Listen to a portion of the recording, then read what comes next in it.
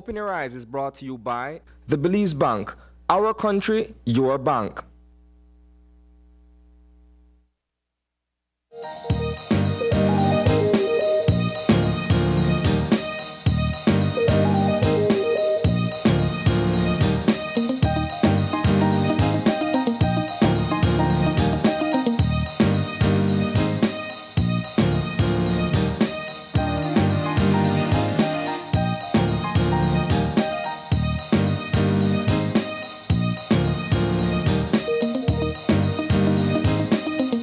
Good morning and welcome to Open Your Eyes. Start your morning right. I'm Sabrina Daly.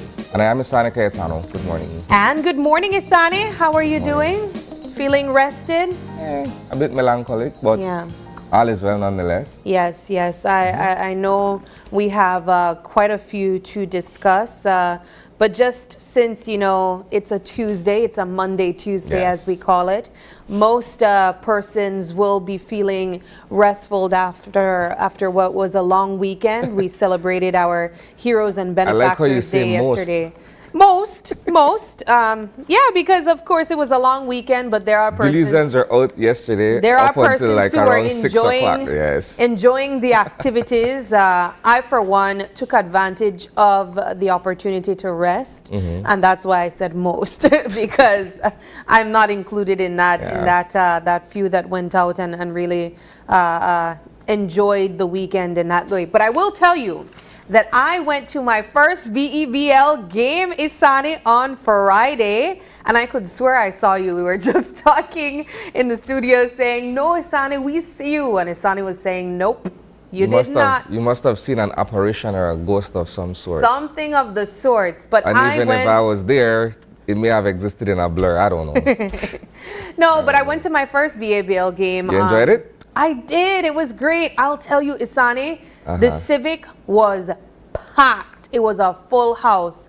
And I'm not sure if that would have been the first Friday for the season that it's been so full. But I know that it was a game that we were all looking forward to see, where the two Belize City teams go head to head for the game. And it was interesting. It was Hurricanes versus Defenders.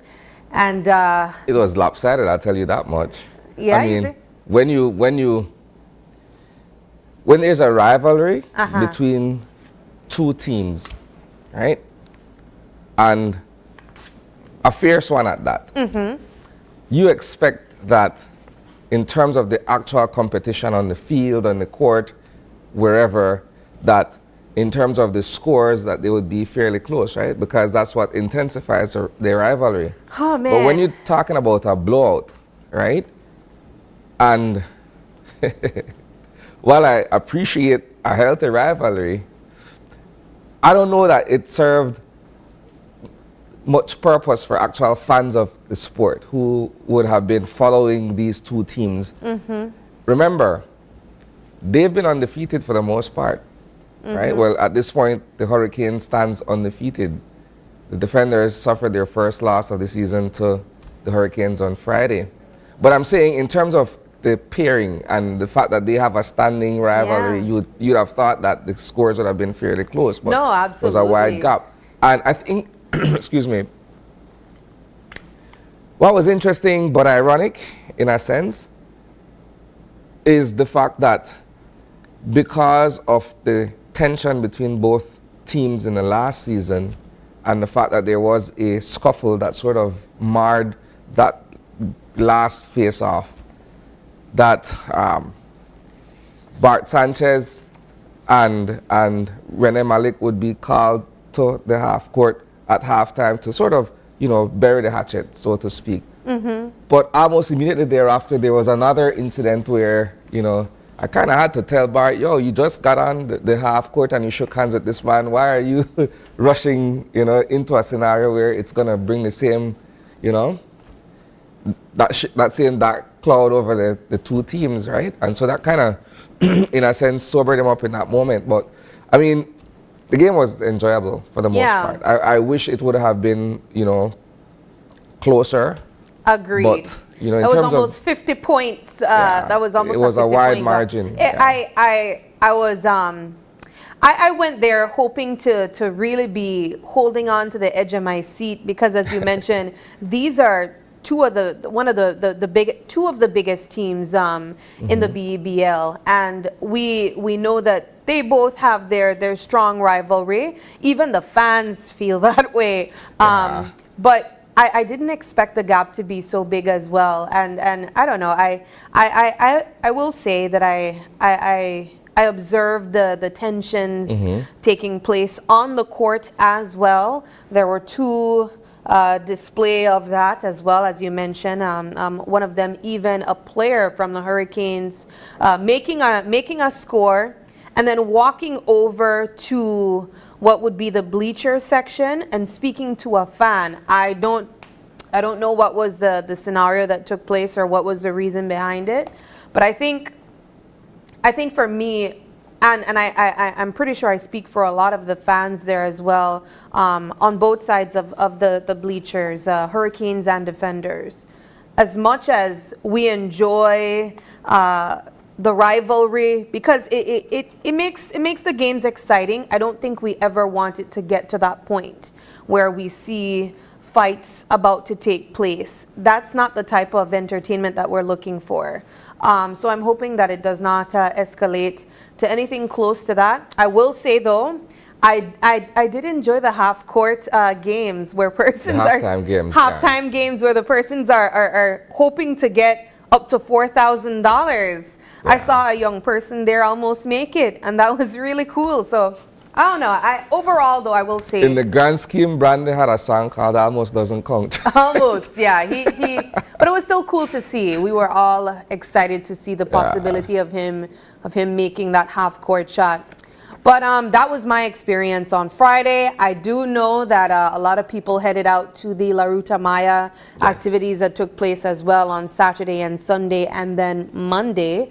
I personally didn't really follow the race. I want to say congratulations to Slim and Trim like Guava Lim, simply because they're two-time champions of this annual challenge where, you know, they've been doing quite a lot in terms of preparation, in terms of their overall performance and what have you.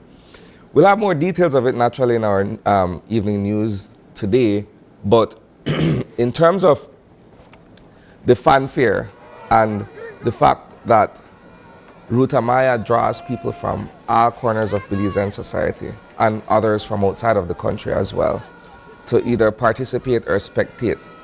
And this annual challenge this year, notwithstanding the heat, because I don't know, I don't know how many people survived it, but it was hot this weekend. But that didn't stop anyone from, you know, coming out and being a part of it. And so, yes, the race culminated at the Belcan Bridge yesterday, with Slim and Trim topping the other paddlers, right? And so we'll see what next year brings, right? Because the ability to three-peat would be quite a feat for them as well. You know, for me, what's always amazing is to watch the different personalities that partake in the La Ruta Maya River Challenge. I know that we see a lot of women taking place in this competition. We even see young people partake as well. I think it was last year there was a very, very young man that partook in the competition. But you're right. This race brings out people from all over the country as well as in the diaspora. Because I think it's an opportunity, one, to watch quite a unique sport take place, but also the way that it brings people together, I think, is one of the reasons why it has remained such a big event annually. And I'm looking forward to seeing what takes place next year. I personally, as I mentioned, didn't go out to watch it. It was too hot for me. But in Boom, where I live, where's one of the biggest, I guess, events or after event in the actual competition, and that was on Sunday. I know that it brings out quite a crowd there at Boom, but I could hear the music from where I live, Isani, and I just tried to keep cool and try to just relax. But yeah, definitely congratulations to the second time winning team. all the best to them. I know that it takes a lot of hard work and training. I remember Mario and Ale did a report on the training that it takes for this challenge last year in our newscast, and I know that it takes a lot. Well, paddlers begin their training regimen, like some paddlers for the most part, like in November, they begin, doing their time challenges. They look at all of these other things where they're preparing mentally and physically for this annual race. And so I'm watching that there, Sunny, and I can't imagine the thoughts that are going in their mind. You're feeling that burnout, but you're also like, this is where it counts. You have to sprint, whatever pain you're feeling, just push through, paddle through it. I can't imagine. Would you ever partake in something like that? At my age, no. Maybe younger, I'd give it a thought. Okay. Yeah. All right. Well, definitely, these are just some of the topics that we have been observing online. And of course, as Isani mentioned, and for the sports section as well, we'll be giving further updates in our newscast tonight. But moving into our Eye on the News, since it's essentially a Monday, Tuesday, we have our Eye on the News update from Isani.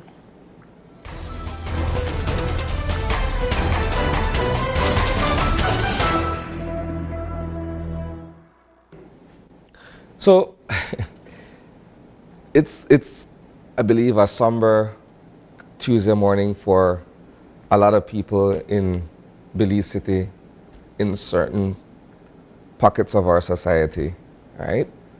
I don't normally discuss crime and violence matters on the Eye on the News because for the most part we try to, look at everything else that's happening as a matter of current events, but I think we have to make an exception for this one.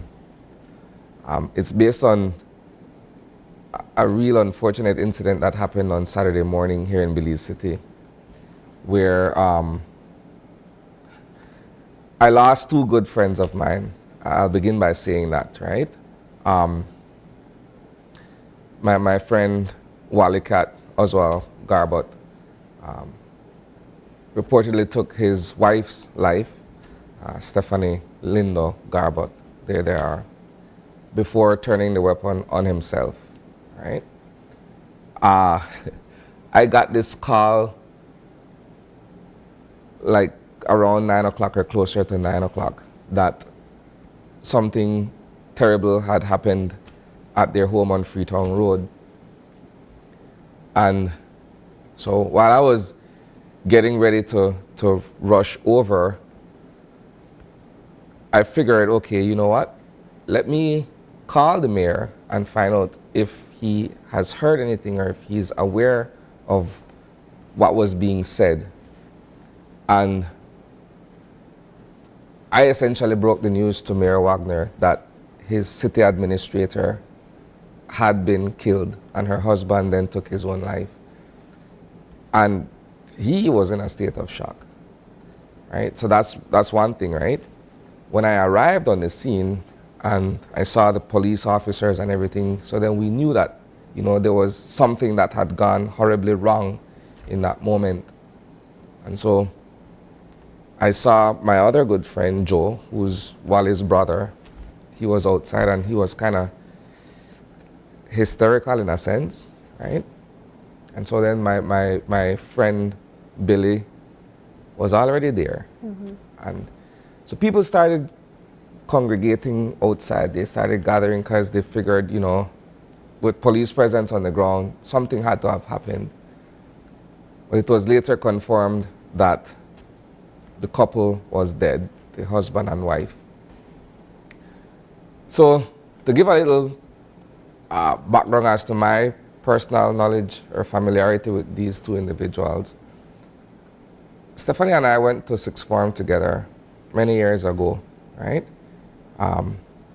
We became close afterwards, many years later, because of her brother, who's a fairly close friend of mine as well, Billy, right? And so we've been around, we've spent time together and so on and so forth. And where Wally is concerned, in my past life on radio, right, I was partly responsible for bringing them Blue Steel Sounds to More FM. Should have been 2005, 2006, right, when I was at the radio station in management and what have you.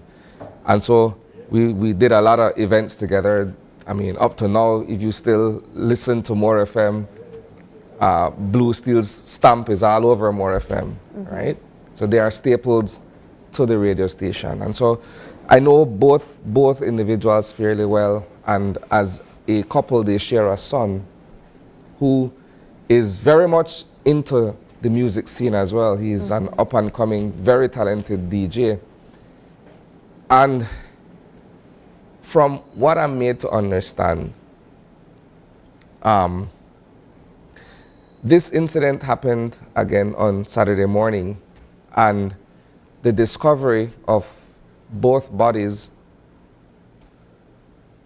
was made by the uncle and the nephew, Joe and Junior Cat, right?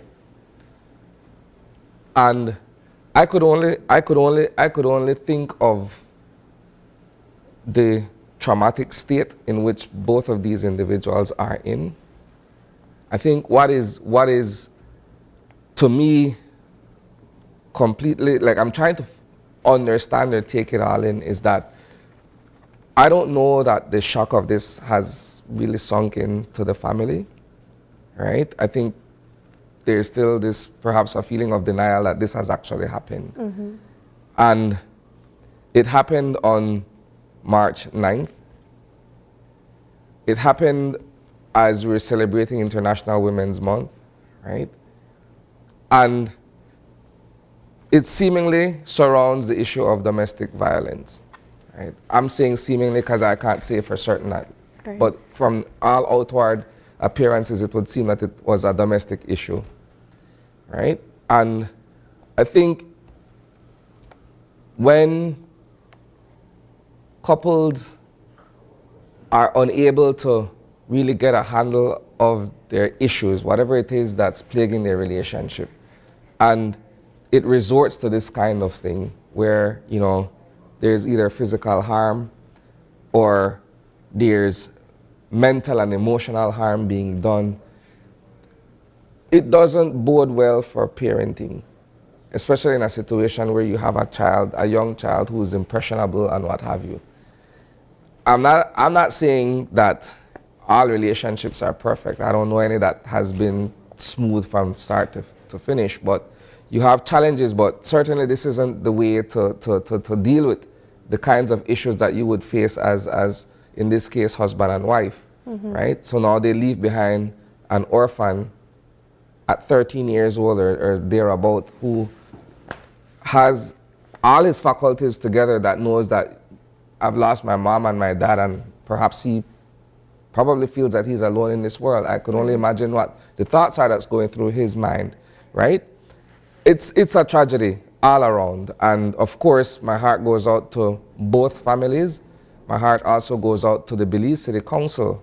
The sad thing about this is that the new city council would be sworn in this Thursday, and the city administrator would have been the one to administer the oath of office upon the councillors and what have you. And so now, City Hall has lost one of the most important pieces of that puzzle that keeps the governance apparatus of the city going. Yeah. Right? And I could only imagine what Mayor Wagner is going through at this point. I think what is equally traumatic about this whole thing across the board is that I understand that there was a wedding on Saturday, right? Between a recently elected councillor, Eliud Miller, and Erin. And Stephanie was supposed to have attended that wedding. That's what I'm understanding. And so I could only imagine that wedding was marred by this incident as well. So it's a deeply sad time, right? It's altogether unfortunate. I think that in the wake of this tragedy, there should be serious focus on instances of domestic abuse, domestic violence, and more public awareness on these kinds of things. I agree with you, and I also share with you the deepest condolences to the families of both individuals, also to the Belize City Council. I think for me, what crosses my mind is the broader conversation on domestic violence, as you were mentioning, Isani, because interestingly, just last week we reported on another case of domestic violence that led to suicide by what we are assuming to be the perpetrator. Of course, that is Mr. Smith that committed suicide in a jail cell at a police station here in Belize. But I think, as I've been saying, what I want to reiterate is the deeper need for us to continue have a conversation around domestic violence and how it affects individuals, both women, men, children, everyone at large. Because as you mentioned, Isani, what I think about, or who I think about right now, is the child. I think about the family members that discovered the lifeless body of these individuals in that home on Saturday morning. And I can't imagine the emotions that they're trying to put together when it comes to burying their loved ones. Imagine that. You're not burying one person, not only your mom, but your dad, or not only your dad, but your mom. I can't imagine what the thoughts, what the feelings, the emotions of the family members are right now. I also give my condolences to you, Isani, having lost both of your friends as well. So I know that this is a deeply somber morning coming off of a long weekend, and I'm only hoping that the families and friends of these individuals can find some form of comfort. Yeah. So that's one of two topics that I wanted to touch on this morning. The second one has to do with a more regional or international news item, where from a regional perspective, the CARICOM heads of government, led by Chairman Irfan Ali, who's the head of government for Guyana, they met in an emergency session yesterday with U.S. Secretary of State Anthony Blinken, and this has to do with the turmoil that's taking place in Haiti. For those who haven't been following, since February 29th, there's been, a serious crisis taking place on that island nation where Haiti is concerned, where the president, who was unelected, had traveled to Kenya to sort of iron out an agreement where the Kenyan government would have, had 1,000 police officers lead a mission to Haiti. We've been talking about this for several months, where Belize would have been part of that, and several other countries as well.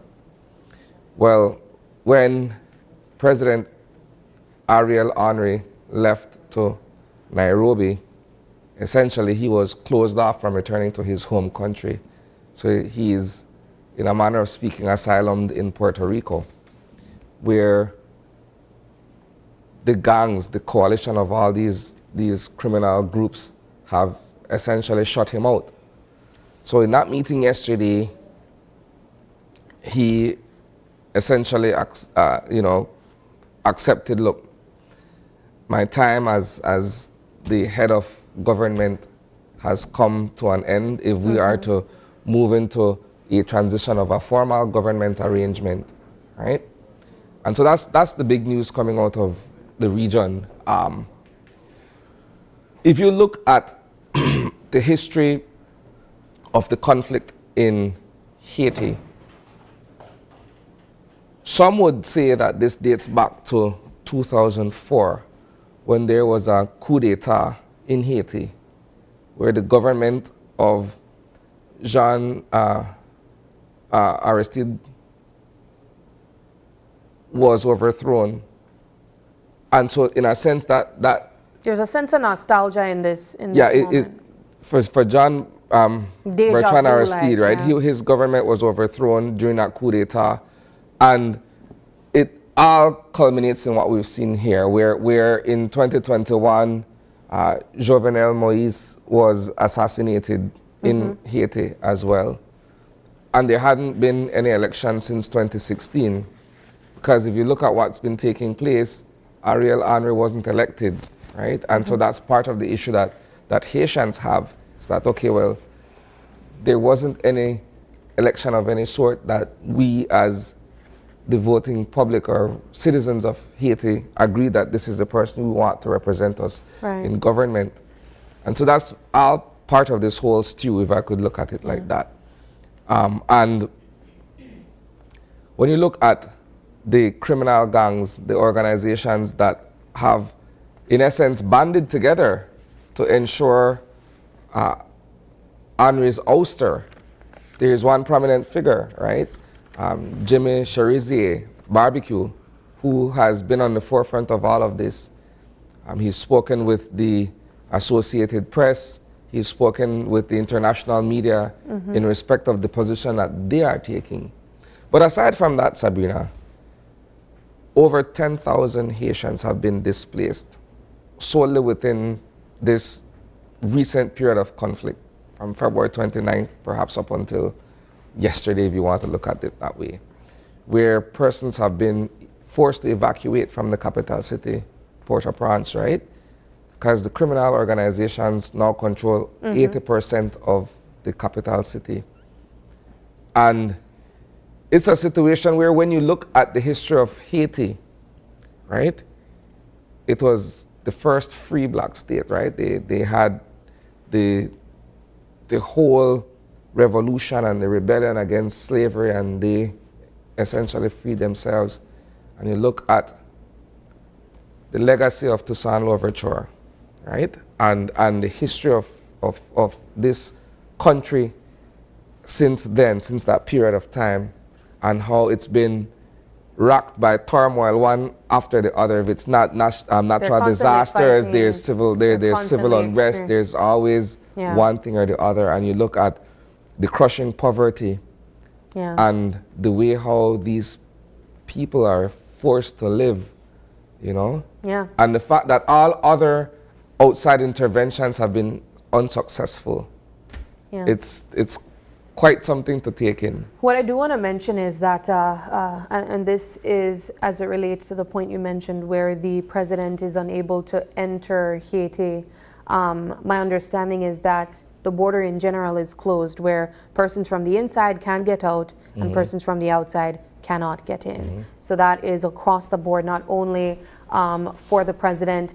And also I was watching a news report, I think it was the Associated Press as well, where the report was mentioning that the gangs indeed are saying that they want this president to step down. And if that does not take place, a civil war will be the result of that. So I can't imagine. It would lead to so you're paraphrasing in a sense the words of Jimmy Cherizier, Barbecue, where he was saying that failing the immediate deposition of Ariel Henry, it would lead to genocide by way of a civil war. So that's essentially what he was saying, and there he is right there.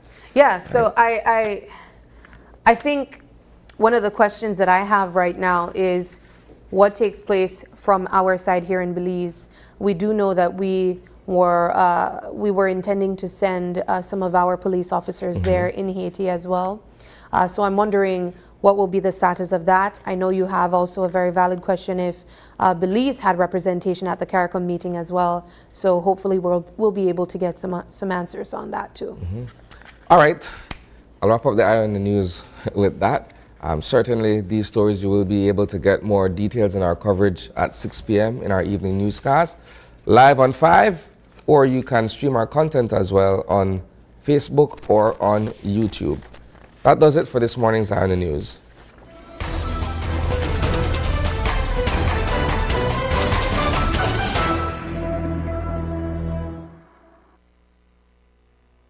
All right, well, moving into some positivity for your Tuesday morning, we're going to jump into our eye opener. And of course, our eye opener is taken from dailyom.com, and it goes like this. Sometimes during our spiritual growth, we can feel as if we are going backwards. Rest assured, you are not. There are times when we feel that we are spinning our wheels in the mud in terms of our spiritual progress.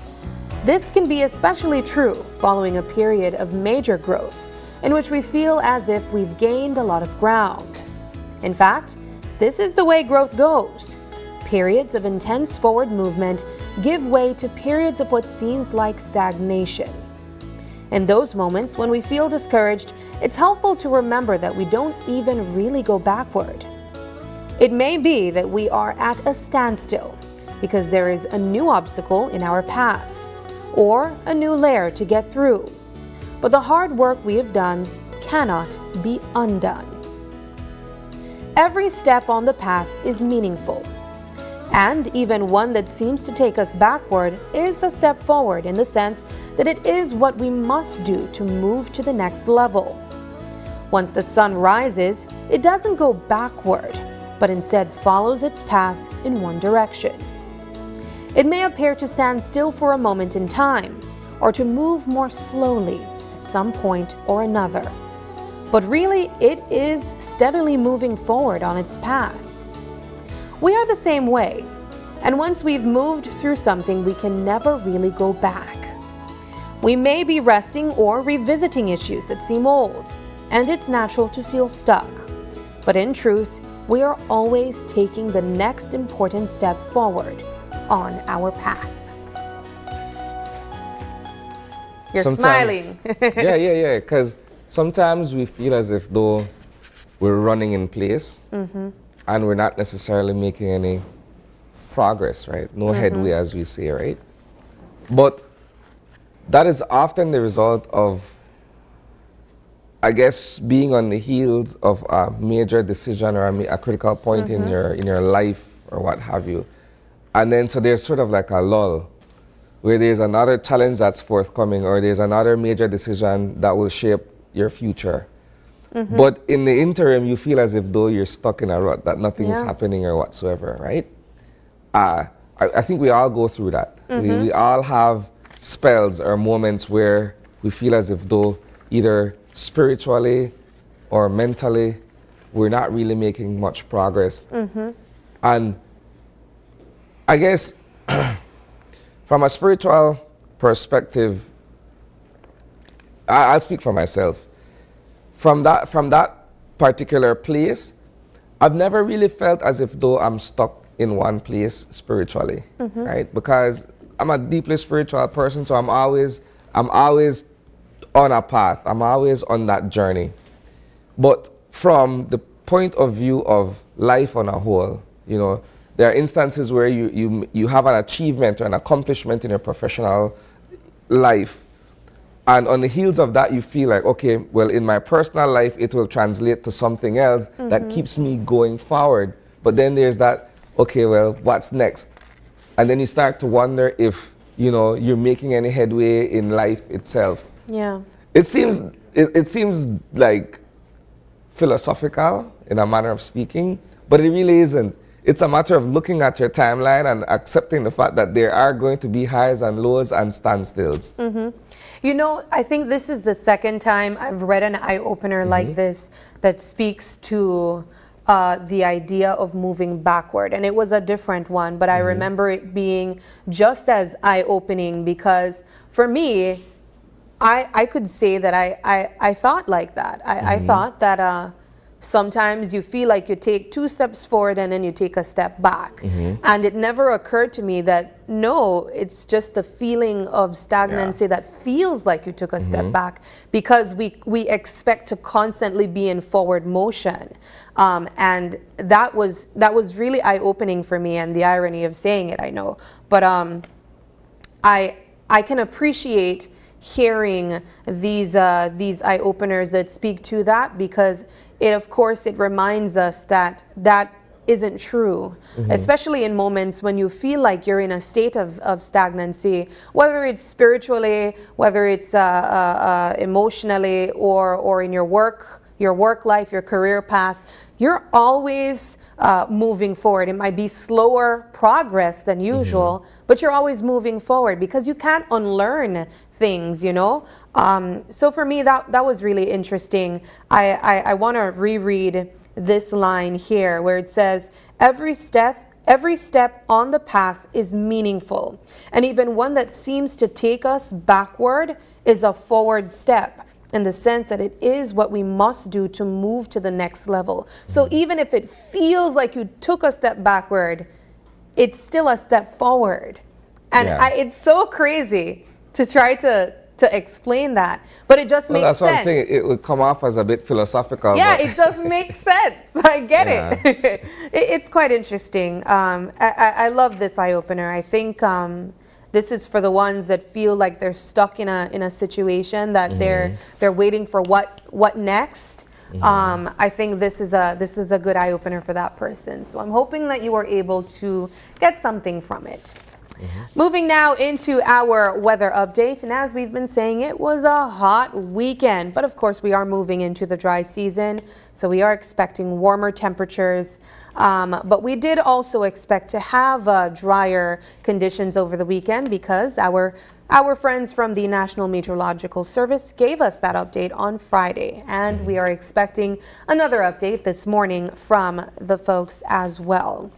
But I can tell you, based on what I have been observing and the information that was provided, it looks like it's going to be generally the same as the weekend as well. So we're going to be giving you that update now.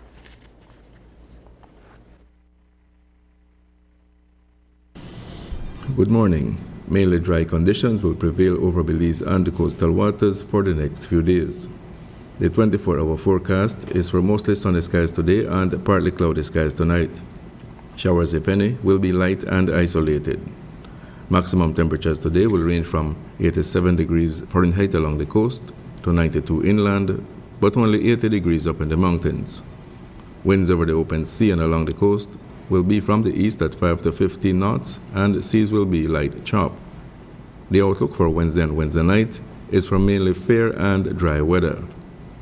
There is a high tide at 11:13 this morning, a low at 6:03 this evening, another high at 12:11 tonight, and another low at 5:57 tomorrow morning. Sunrise this morning is at 2 minutes after 6, and sunset this evening is at 2 minutes after 6. The moon will rise at 7:43 this morning and set at 8:38 tonight. In the fire risk forecast, the risk for forest and brush fires is moderate for today.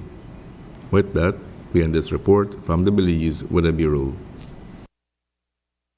All right, that was your weather update from the National Meteorological Service. Moving now into our show lineup on this Tuesday morning. We have two great conversations to look forward to. Starting things off, we will be joined by Prime Minister John Bersenio to talk to us about the turnout of the municipal elections and much more.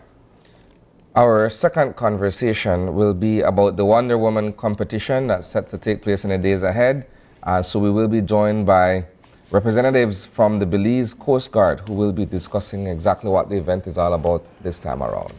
All right, well, we got to take that first break, and when we come back, we'll be joined by Prime Minister John Bersenio. Stay with us. We'll be right back.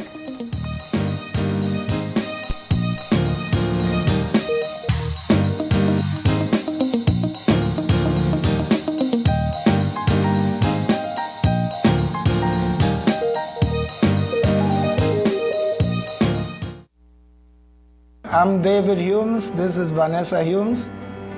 We own Littleville Cool Spot. Belize Bank save us a lot of time. Working with them, we can keep track exactly what we spend. We recommend Belize Bank 100% because we don't have to go to stand up in line, and we can check on our account right from our house. Working with Belize Bank is the best.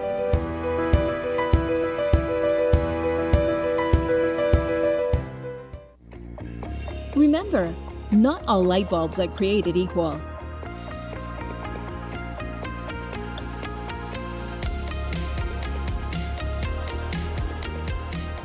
Our lighting department offers a wide assortment of light fixtures and accessories to suit your style.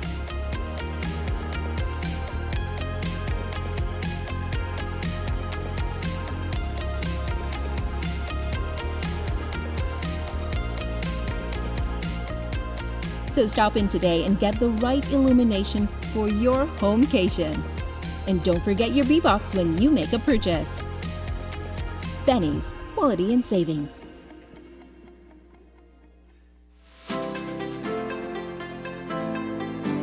Discover a shopping experience like no other at the V Department Store. They carry a vast array of products at unbeatable prices. Elevate your shopping journey with affordability, diversity, and accessibility at the V. Conveniently located at 1745 Coney Drive in Belize City. From now on, when you visit Uno, you will experience an A-plus power in all fuels. Dynamax Plus, the formula with the ultimate technology in additives, provides an A-plus power and A-plus performance. Dynamax Plus, A-plus power and A-plus performance to reach further with less fuel consumption. Dynamax Plus, available in all fuels. Uno, a different energy. Are you looking for low-cost television advertising? Have we got a deal for you? Advertise on Channel 5's Daily Classifieds. Channel 5's Daily Classifieds is one of the most effective methods for introducing yourself and your business to the community. Use our Daily Classifieds to recruit employees, promote specials, promote your products or services, promote a business opportunity, increase traffic to your website, and advertise items you have for sale. Let us help you to save valuable time and money. Call us today at 280-0013 or visit us at our offices on Coney Drive to discuss how we can help your business grow affordably. Channel 5's Daily Classifieds. Advertise today.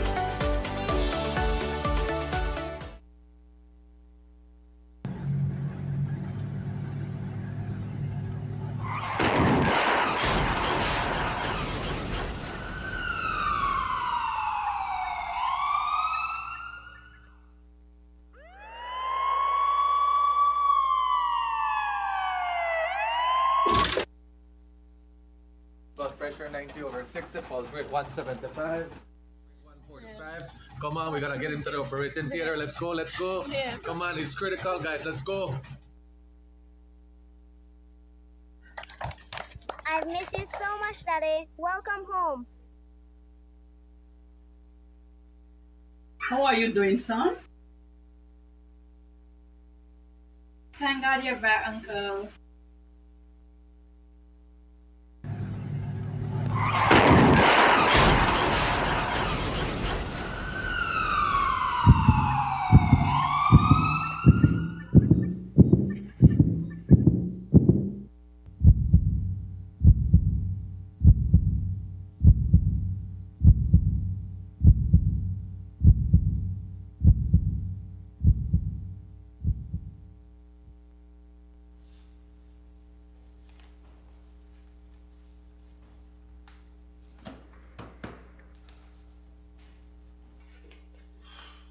Mike. Hey, Mike. What's going on, man? We haven't hung out, we haven't touched base. Yeah, man, no, I'm okay. I'm just trying to get things back to normal, you know? To be honest, this is far from a normal you. You know I'm your boy, man. I'm here to help you. You know, there are some professional places that can assist you to get your mind back to normal. You can have a look at this. Alright, man. I appreciate it, man. Thanks very much. Okay, I'll give it a read later, okay? Thanks. Okay.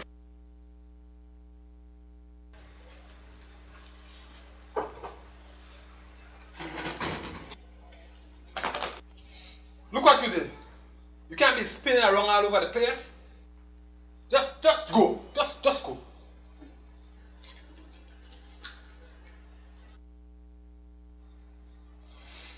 It's okay, baby. Daddy didn't mean it. What's the drama?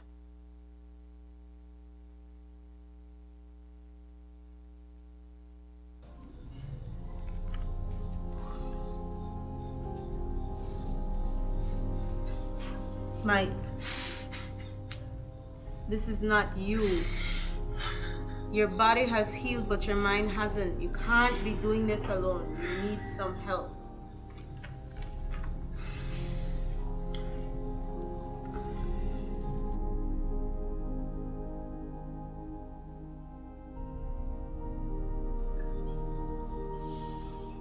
You're right.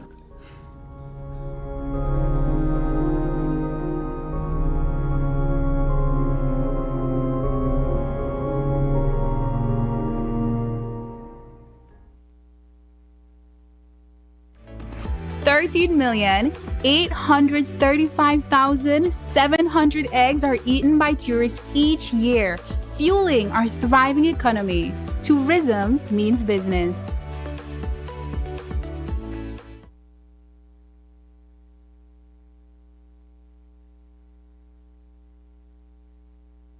Do you have information about a crime or a fugitive in our community? You can submit a tip anonymously with your smartphone. Using this program in safeguarding our community also protects your identity, keeping you out of the court system, and could earn you a cash reward. Here is how it works. Download the free P3 Tips app from the Apple Store or Android Market. P3 is the provider of our secure anonymous tip collecting software. Open the app and create a PIN, but be sure to remember that number, then select your location. Next, select the type of crime.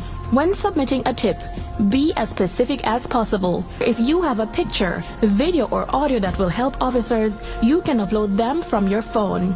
Information leading to an arrest can earn you a cash reward of up to $1,000. Once your tip is submitted, you'll be given a tip ID and password. Check back if your tip leads to an arrest. You'll be told how much you were rewarded and how to anonymously collect your cash.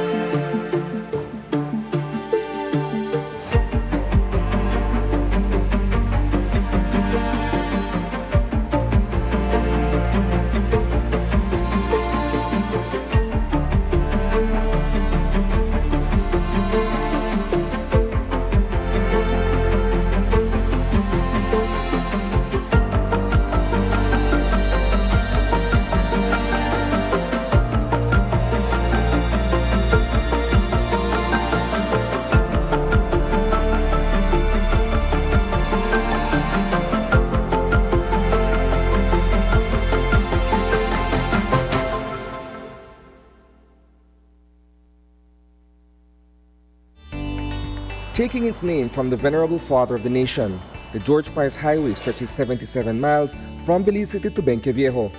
Originally built in the 1930s, this cross-country highway system is the artery that links Belize to Central America at the western border with Guatemala. That connection facilitates overland trade, supporting Belize's economic development. Winding its way across the scenic countryside, the George Price Highway from Roaring Creek to Esperanza has been fully reconstructed to meet international standards, with particular emphasis on road safety. A shorter and hassle-free commute is best enjoyed when everyone obeys the traffic laws. To reduce the number and frequency of road traffic accidents, it means that a seatbelt must be worn at all times and the speed limit observed when traveling along the highway. It also means that pedestrians must use sidewalks and crosswalks where available. Buses should only board and discharge passengers at a designated bus stop. Road safety is everyone's responsibility. It begins with you.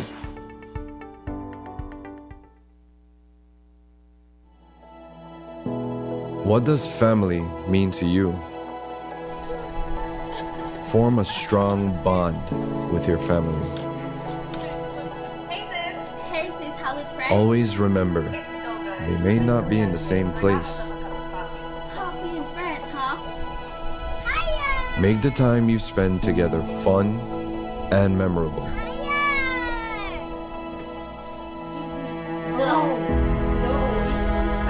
Ignore the petty differences.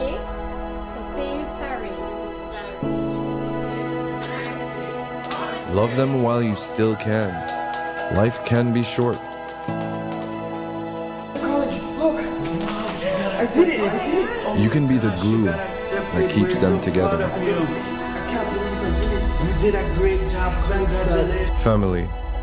Meaningful always.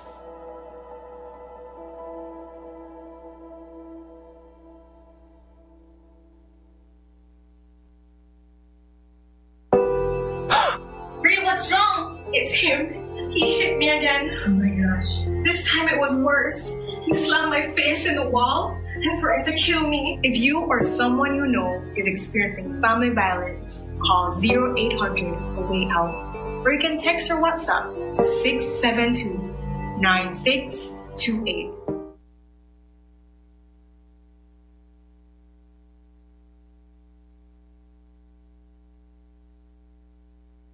It's time that we realize that we must work together to thrive. The world as we know it, the sky and below it. Could I never have more wonder? Yeah, with life and all you see and the climate's changing. But hope is remaining. And we can't ignore the future. It depends on you and me. One chance, all that we got. One voice, together we start. Take care, the world where we live. Permite a todos vivir. Tomamos la oportunidad para cortar la humanidad. And I must leave no one behind because we are one climate, one Caribbean. One climate, one Caribbean.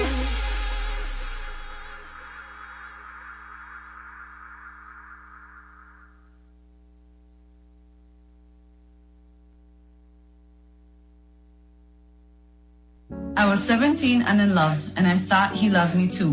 But now I know that a loving partner should not take away your choice of clothes you wear or the music you listen to. He should not take away your purse, car keys, or your phone so that when your family calls, you cannot answer. If your partner is controlling you, it is domestic violence. Call 0800-A-WAY-OUT or our cell phone number 672-9628.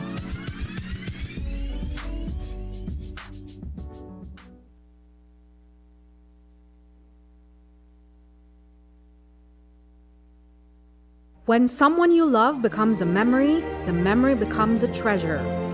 Channel 5 introduces the Daily Obituaries.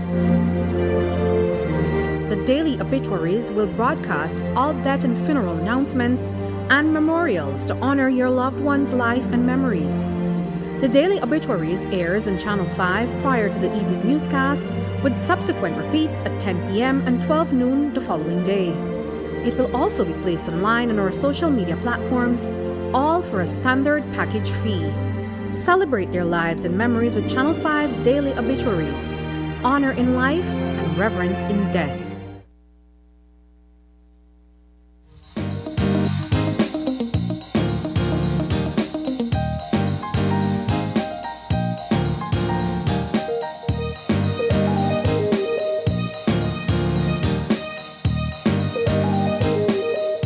And welcome back. We have been joined this morning by Prime Minister John Briceño. He's here to speak with us among quite a number of topics this morning. Yeah. The recently presented budget for the upcoming fiscal year. He's also here to speak with us about the outcome of the municipal elections as well. Good morning, PM Briceño. Good morning. Good morning. Good morning to both of you. Again, thanks for having me here, and apologies, getting here a bit late. No worries. We know how it is coming into Belize I was up City. from early. It's not that I overslept. I had grandfatherly duties. My granddaughter spent the night in Orange Walk, so I had to bring her to her parents. So.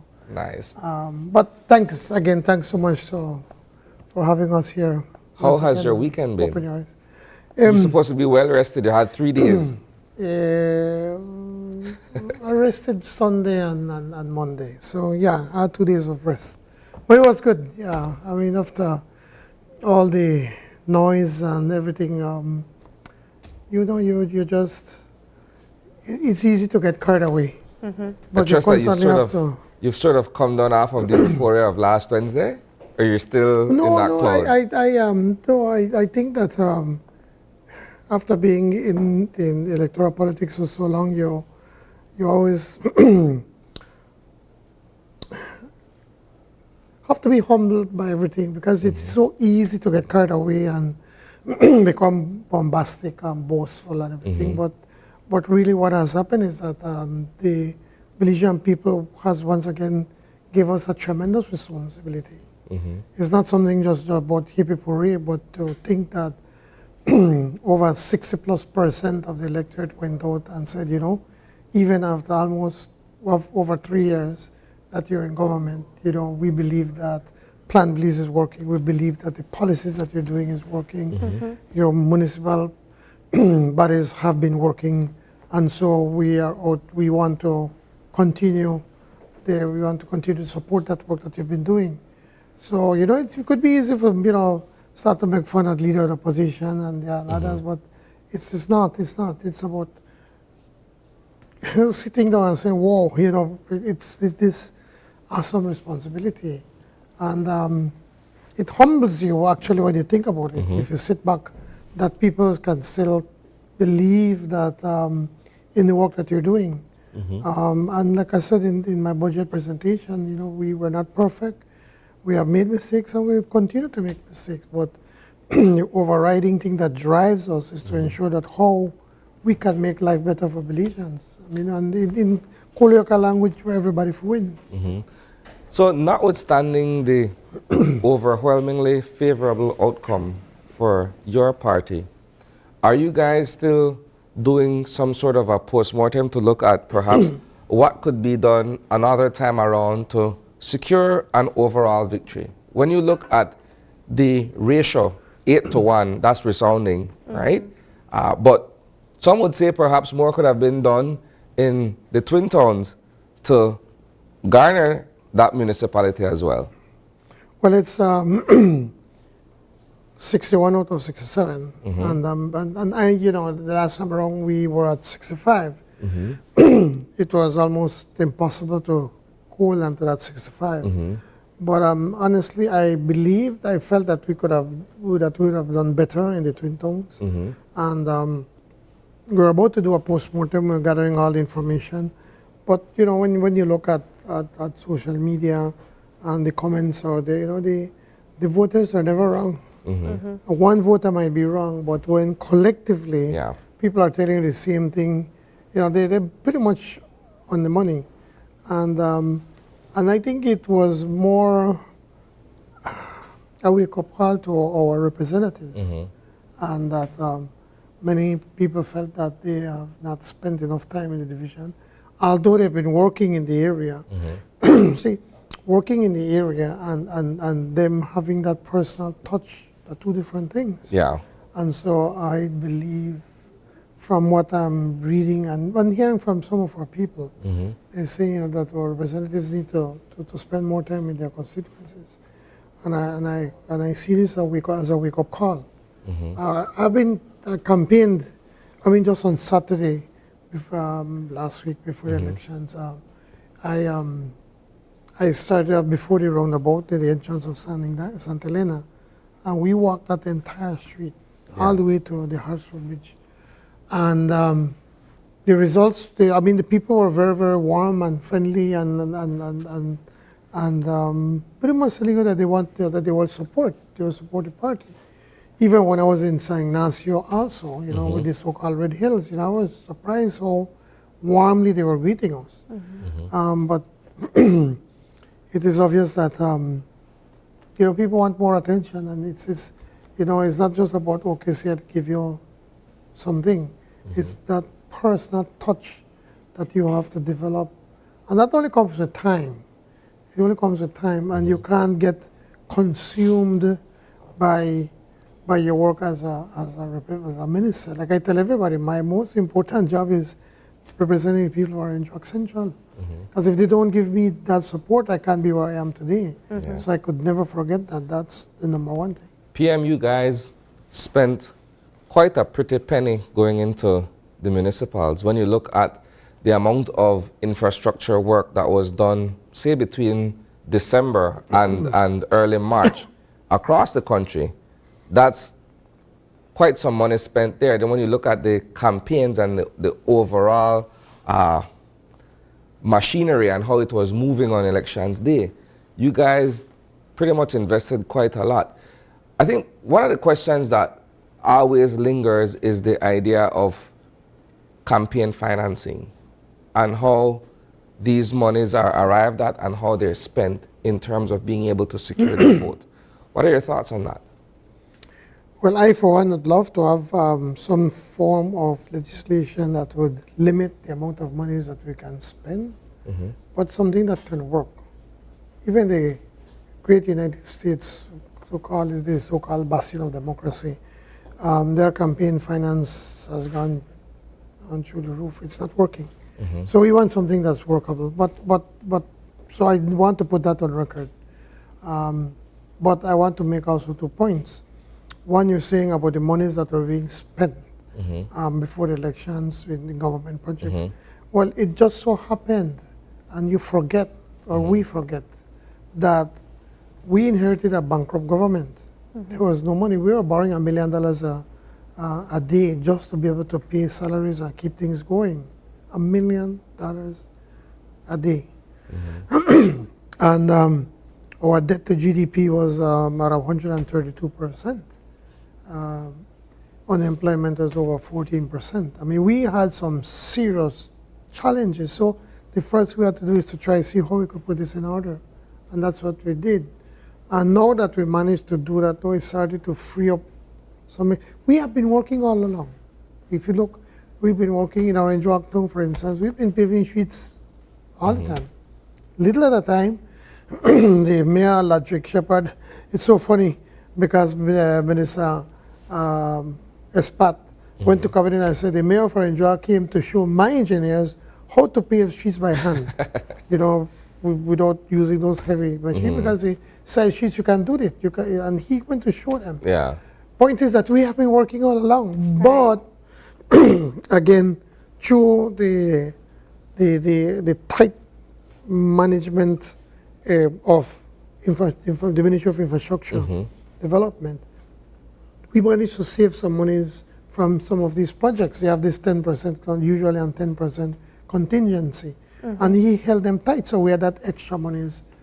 So with that extra monies on the Northern Highway, we managed to be able to do streets in Corozal, Orange Walk, and San Pedro.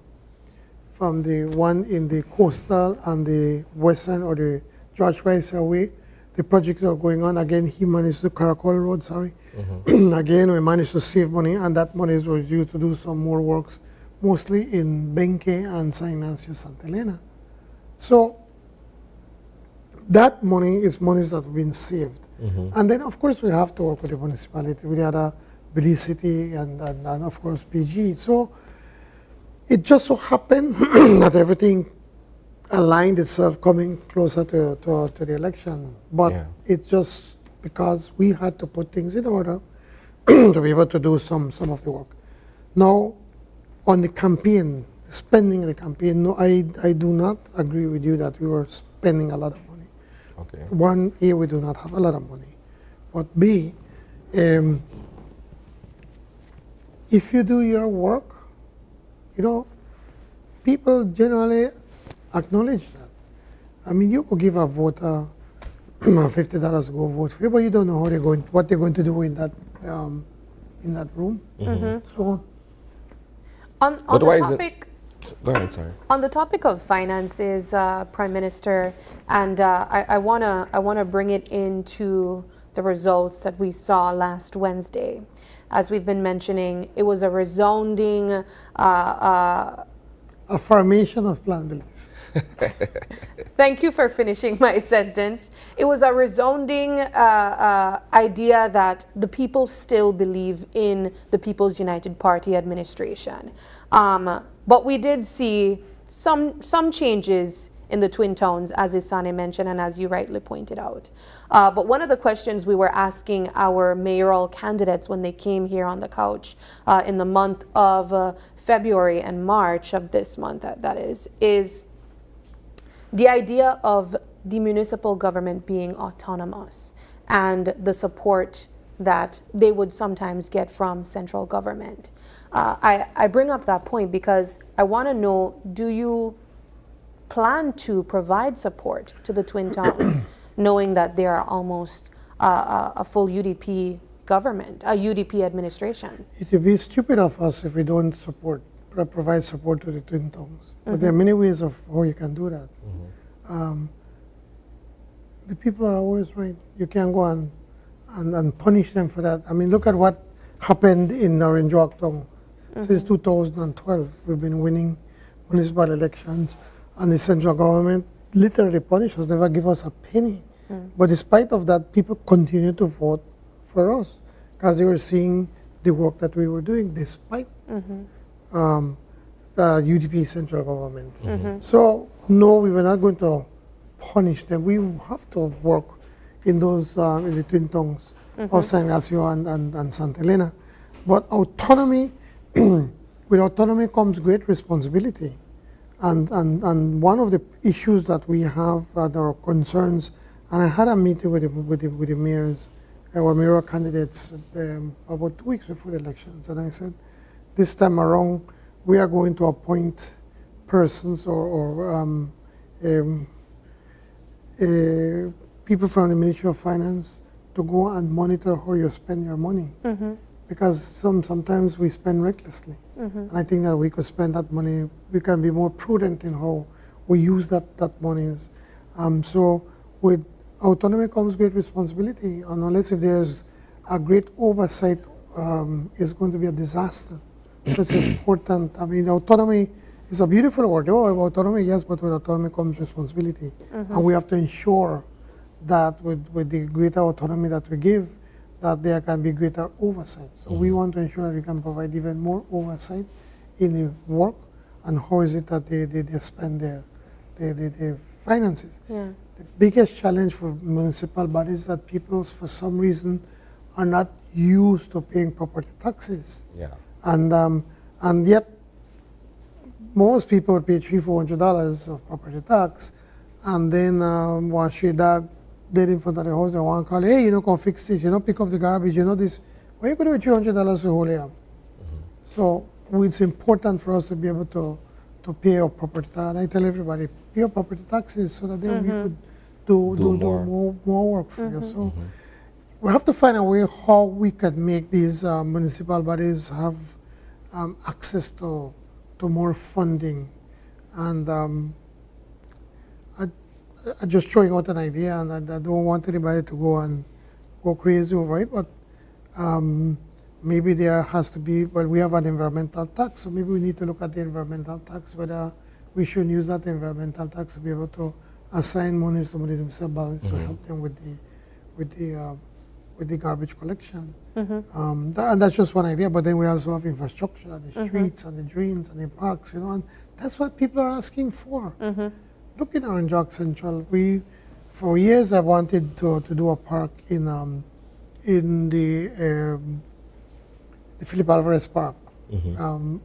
That's Union Tower by BTL Tower in that area, just general.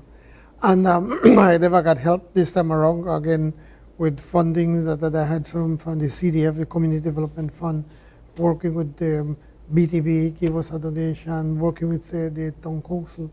We have a beautiful park over there. You see the amount of people that go there every day.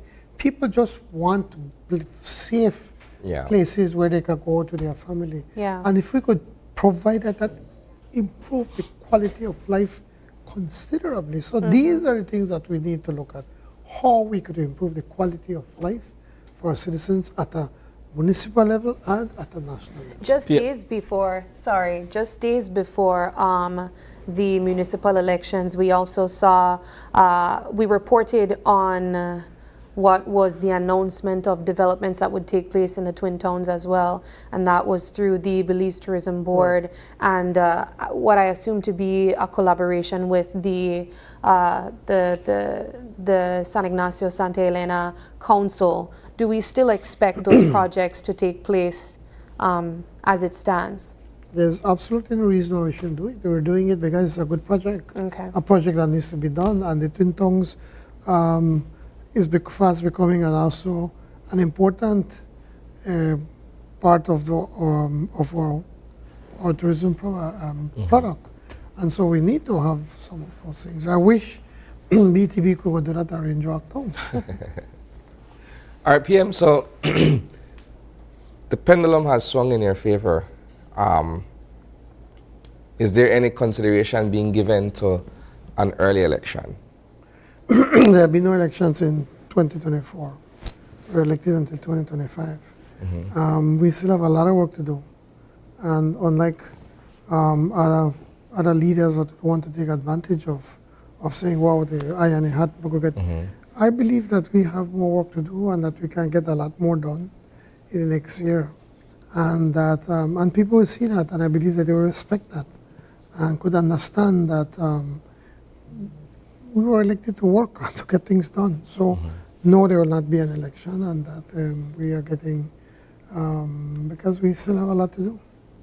Let's switch over to the budget presentation. We're looking at the start of a new fiscal year come April 1st, and we have an outlay of $1.438 billion to look at coming up. How was this arrived at? And in terms of being able to meet all the capital expenditures, what are we looking at? As I explained, 73 cents of every dollar is already spent. There's nothing we can do that. So we only have about 27 cents. And we have a whole array of projects, everybody, ministries and representatives. And so we need to take a hard look at that balance. We want to ensure that we can do more in our social projects. When we met with both the IMF and I met with the World Bank, they went to see me in San Pedro, but I did not have a long formal meeting with them. But both of them are saying now that they believe that we have done well structurally, financially, in trying to put the government finances in proper order. Still have some more way to go, but they do understand our views on that. It's not only about numbers, but also about lives, people's lives. How is it that we're going to make their lives better? And so they agreed with us that we need to do more on a basic level. The grocery bag program, they're saying, they're seeing that that's a good thing. I remind you that the previous government, they borrowed money to do this. They borrowed money from World Bank to give away, so they could give away like crazy. We are using our own resources. We're not borrowing to do that. So we're looking at that. The big thing, the National Health Insurance. The National Health Insurance, we have rolled it into Orange Rock in Corozal. The same budget, because the UDP did nothing to expand the National Health Insurance. But just before the elections, as a gimmick, they give partial NHI to the Corozal district. It's mostly Corozal town, which is the bay where the former minister was, and I think San Narciso. We, with that very same budget, we cover the entire district and provide even more services. Because it's a matter of competence, of management, and ensuring that they put things in place. We've gone to Orange Joacton, over 20 district, over 20,000 people are in Joacton, from the Orange Joacton district have registered. Now we're coming on to Belize City. And to finish outside, the north side of Belize City, and the San Pedro and the San Pedro, Kikaka, and the rest of the district. And then by early next year, we expect that we will be able to start off into the Cayo district. The National Health Insurance provides basic healthcare services at a minimal cost. And what we're doing is to be able to use government's assets better. Why? About 80% of the people that go to a hospital don't need to go to a hospital. They could just need to go to a clinic. Most of them, oh, I got a headache, I got diarrhea, they vomit. And then it's clogged up with all of these people. And then the person that really have an emergency, need a broken hand or something, have to go into this long queue. With the NHI now, what you do is we have different clinics, including the public sector clinics, competing to provide that service. So you provide at a certain price, but a certain level of service that you have to be, and you're monitored very, very closely. So it removes that clogging of our hospitals. So you, for instance, like now in our interacting, I registered at the Northern Medical Center. So if I need to see a doctor, I will go there. I will not go to the hospital. So now the hospital now get that crowded. So when somebody really broke down or need an emergency, they'll be able to get quicker service. But even the local hospital, Cleopatra White is a fantastic example. Here is a public hospital competing with other private clinics, and they have been doing very well. The World Bank has given them high grades because of the proper service that they provide. So by doing that now, I think we'll be able to provide even better healthcare services to our citizens and look at issues of hypertension and diabetes. So try deal with these issues very, very, very early. And I know you'll be thinking, well, how are you going to pay for it? Well, yes, we have to look at the budget of the Ministry of Health. We haven't met with them yet, but we may have to move some of their resources to the Ministry of Finance that pays for the services, and then the Ministry of Health will do more the supervision and ensuring that standards are setting standards and ensuring that the standards are being met. The Bolido, we expect to get close to about $12 million in profits, and that will be go into that. And so you could imagine how much these other people are making from Bolido. 10 years, 10 times. So that $120 million that could have been gone. The first $120 million don't spend, and they expect to get another $120 million. Of course, they were not reported nowhere close to what our sales, and that's another matter that maybe we may need to investigate. But we're doing that. We're looking at education. You know, the Together We Rise program, we're going to include 12 more government schools to provide the free education program, which is books, tuitions, fees, in uniforms, everything, so that these kids will go through government schools. The feeding programs, and we have, I did not realize that we had over 3,000 kids in feeding programs, so we went in schools, and we want to expand it even more. Education, scholarships, and schools, and it's an incredible budget. It's a budget that touches the lives of our people. All of this requires fiscal prudence in terms of being able to successfully meet all the targets and what have you.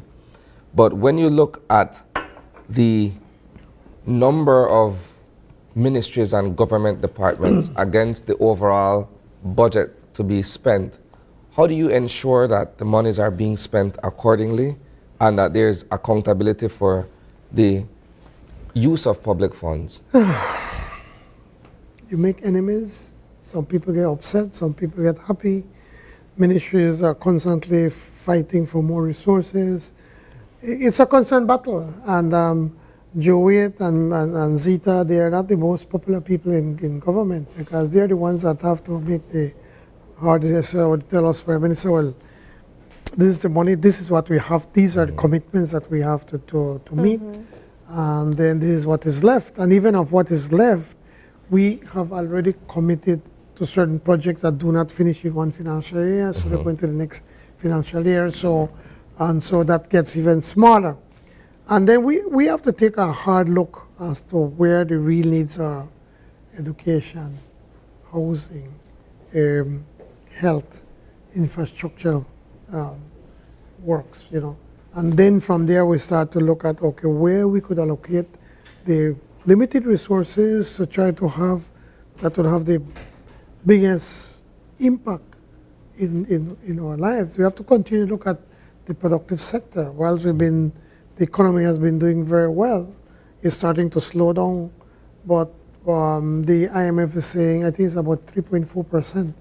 We want to push to keep a minimum of 5%. So we've set up a small cabinet subcommittee of some of the lead ministries that deal with, like, of course, finance, agriculture, infrastructure development, and so forth, to look very close, tourism, a hard look at where the low-hanging fruits, what we can do right now to be able to keep that growth going.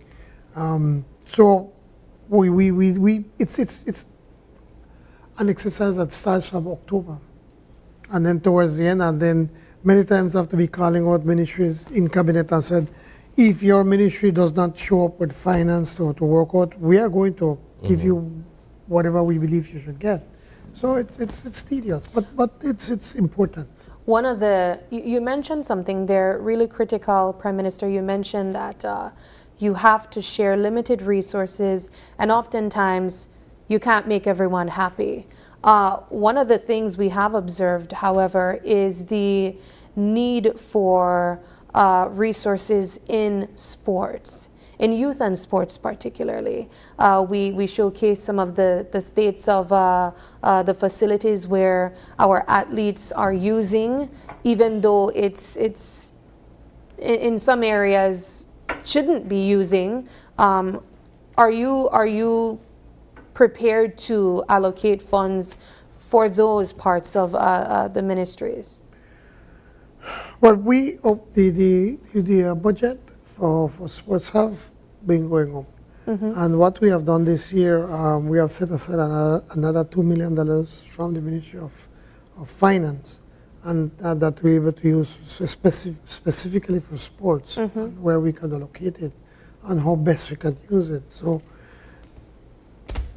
the needs are immense. If you were to talk to teachers, their school buildings, you know, so many buildings that we have to fix. You know, the hospitals will tell you, you know, we need more equipment, we need more this, we need that. So it's a fine balance that we have to be able to work. And I am not in any way suggesting. We always have this discussion, especially youth and sports. In cabinet immediately when jumps off, yes, we have to give them more. I said, yes, we want to give them more. Okay, but from which ministry and give it up? Nobody said, well, you know, I need money. So, but we need to continue to find funding. Well, you see, now that we have access to, for instance, to the International Development Assistance, to IDAF and the World Bank, this is monies that you pay like by like 0.25% interest, which you have more a fee to manage your account. So it's almost interest free, you could say. And you pay over 40 years, and some of it is grant funding, you know, where you can now have access to more funding to do more things. Like we could do, for instance, say housing, and then the Cap 2 monies that we have, we could free it up to do sports. So now that we're going to have access to that funding, the Korean Development Fund through KABEI, again, we only managed to do that because I had a meeting with the president of South Korea, and in Seoul. And our meeting was for 30 minutes. We spoke for over an hour and 15 minutes, you know, and talking about Belize and so forth. And so immediately he said to his people, he said, I want Belize to be able access to this funding. So we'll be able to access all of these funding that is cheap, and you pay over 20 or 40 years. So it frees up that we could use that to certain things, and then frees up money to be able to sports and others. Allow me to go in a slightly different direction here, PM. When you and your party were in opposition, you guys famously said about infrastructure, you can't eat streets and drains and highways and all of these things. I still stand now by that you're in power, I still stand by that. But would you have perhaps a different appreciation for the importance of infrastructure in terms of being able to develop cities and towns and being able to create the kind of economic opportunities that would provide jobs and other forms of livelihood?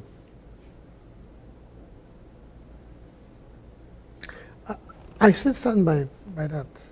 The point we were trying to bring across back then was there are certain bloated projects that were being done with infrastructure, and that the monies were not being spent correctly.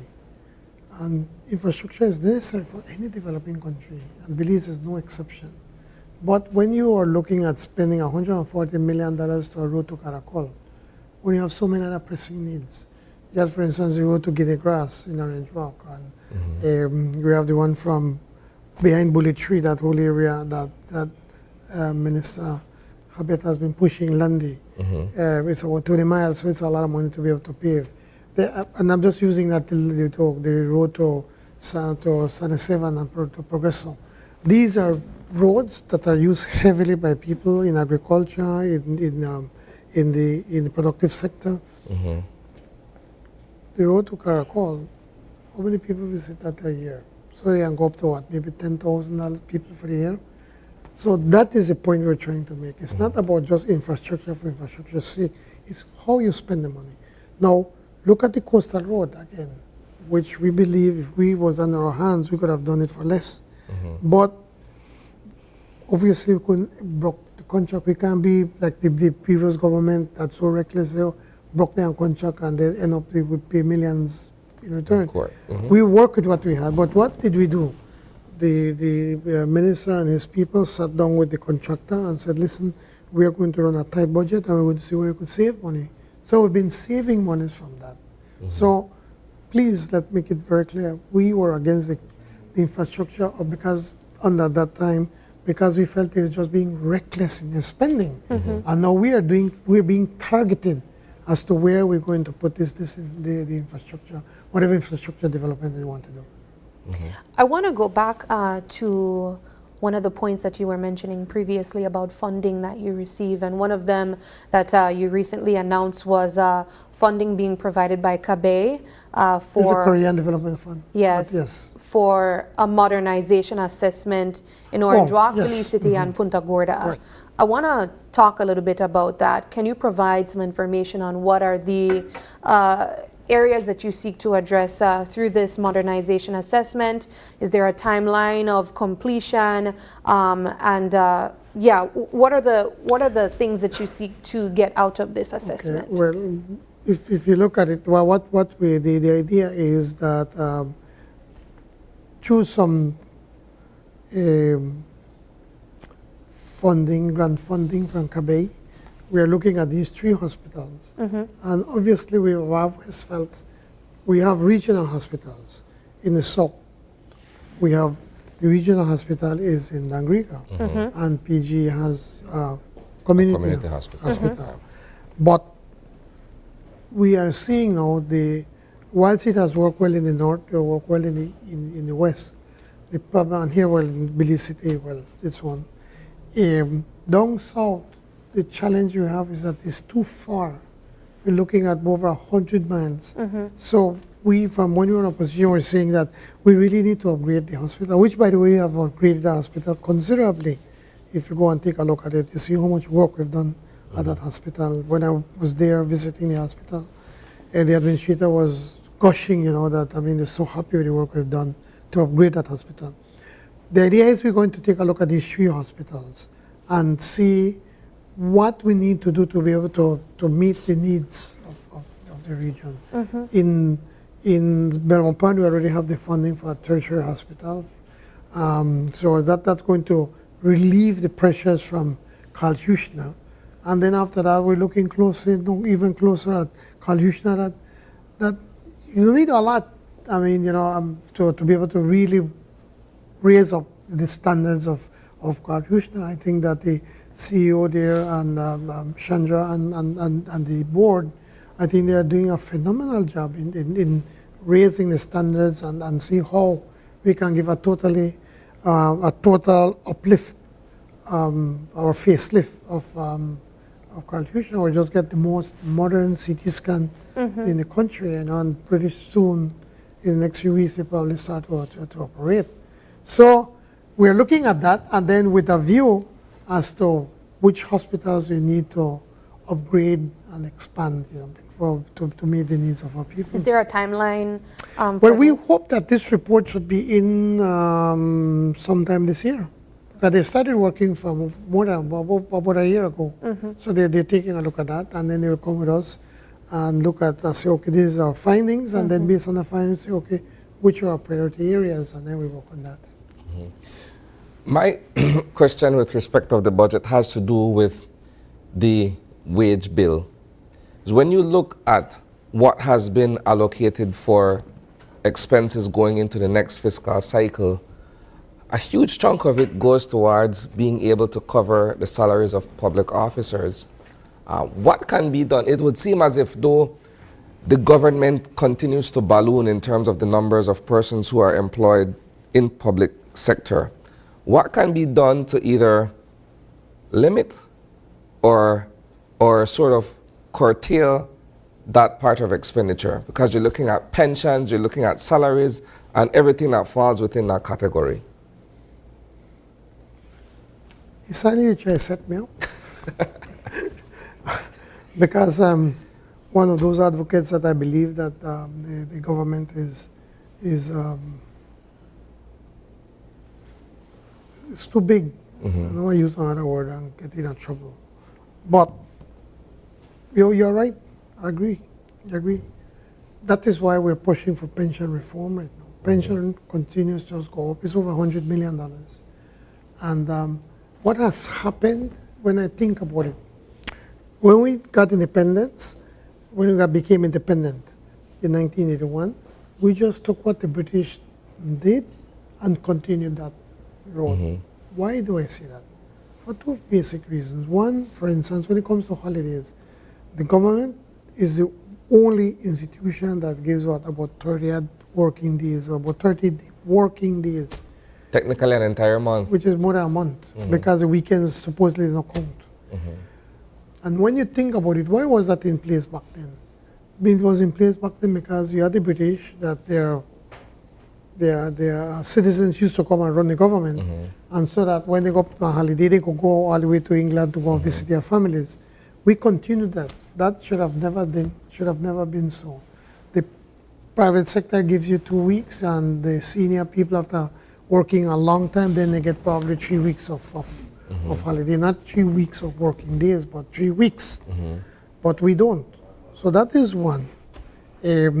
Secondly, the issues of pensions, that the government pays every single penny of your pension, and it just continues to increase. There have been some instances in government that when you combine the pension from government and the pension from Social Security, you end up with pretty much the same salary that you were earning when you were working. We have been speaking with the public service and the public service union about pension reform, and they've been very clear that pension reform is a must. We cannot continue to afford it. Now, this is a hard decision that we are making, and it could hurt us politically, and we don't benefit from it, because what we're doing is saying, okay, all of those that are in the system will continue to benefit, but we need to have a cutoff date. How many years you've been working? 10, 15, 20 years, and so we're working on that cutoff. I must give credit to the Public Service Union. They fully understand and appreciate and accept that there has to be pension reform. So we've already agreed that starting this new, I think this either April or July. So I have to be careful, because I don't want the president to go blast me. So I just need to be very careful. But they basically have agreed that the new entrants will come into whatever new pension we're going to have. And now we know we are starting the negotiations with them to see, okay, well, which one be the cutoff date as to those that will stay in the present one and the ones that are going into the new system. And the idea is that it's going to be a contributory system where you, employee, put in some, and government put in some towards that. So we're working on that. The problem we're having with governments and successive governments and here, showing that everybody is to be blamed, is that for too long we do not have a public service that you set standards, and if you meet the standards, you could get into the public service. For instance, in our countries, the elected representatives or the politicians, quote unquote, just can't go and say, oh, hire this person. They have to meet certain standards, and so we have not done that, unfortunately. So that the government, when you look at the workers, the employees that government has, it's like a pear, small at the top and the bottom big. And a lot of times, and no offense to anybody, but a lot of times the people that are coming in, that have come in and into the government system, have a limited ability to do the work. So now, when we have to bring in somebody from outside, from the public service, because we don't have, they're limited. And then those people are saying, well, I don't come on for a government salary, you have to pay me better. And then the public service unions start to cry foul. But that is a challenge, that we need more people that can help us to get the work done. And I mean it as no disrespect to anybody, please. But it's a reality, and you all can see that. I have one final question for you from my end. It's a segue to another topic altogether. It has to do with what transpired with the CARICOM meeting yesterday in respect of the issue happening in Haiti. Were we as Belizeans represented there, and what are your thoughts in terms of what you've seen transpire in Haiti over the past 2 weeks? Well, physically, I don't think we were there, but I think that the Ministry of Foreign Affairs, I think Ambassador Sylvester attended via Zoom.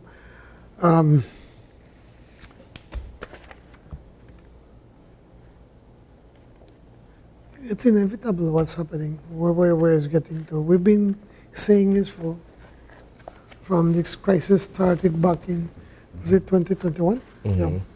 I remember visiting the Secretary General of the United Nations, Gutierrez, and I said, well, Haiti, what we're going to do? And he basically just said, like, what can we do? We have to start with the people in Haiti. But unfortunately, people in Haiti don't have a say, because now you have these gangs that are as powerful as the government, or even more powerful than the government.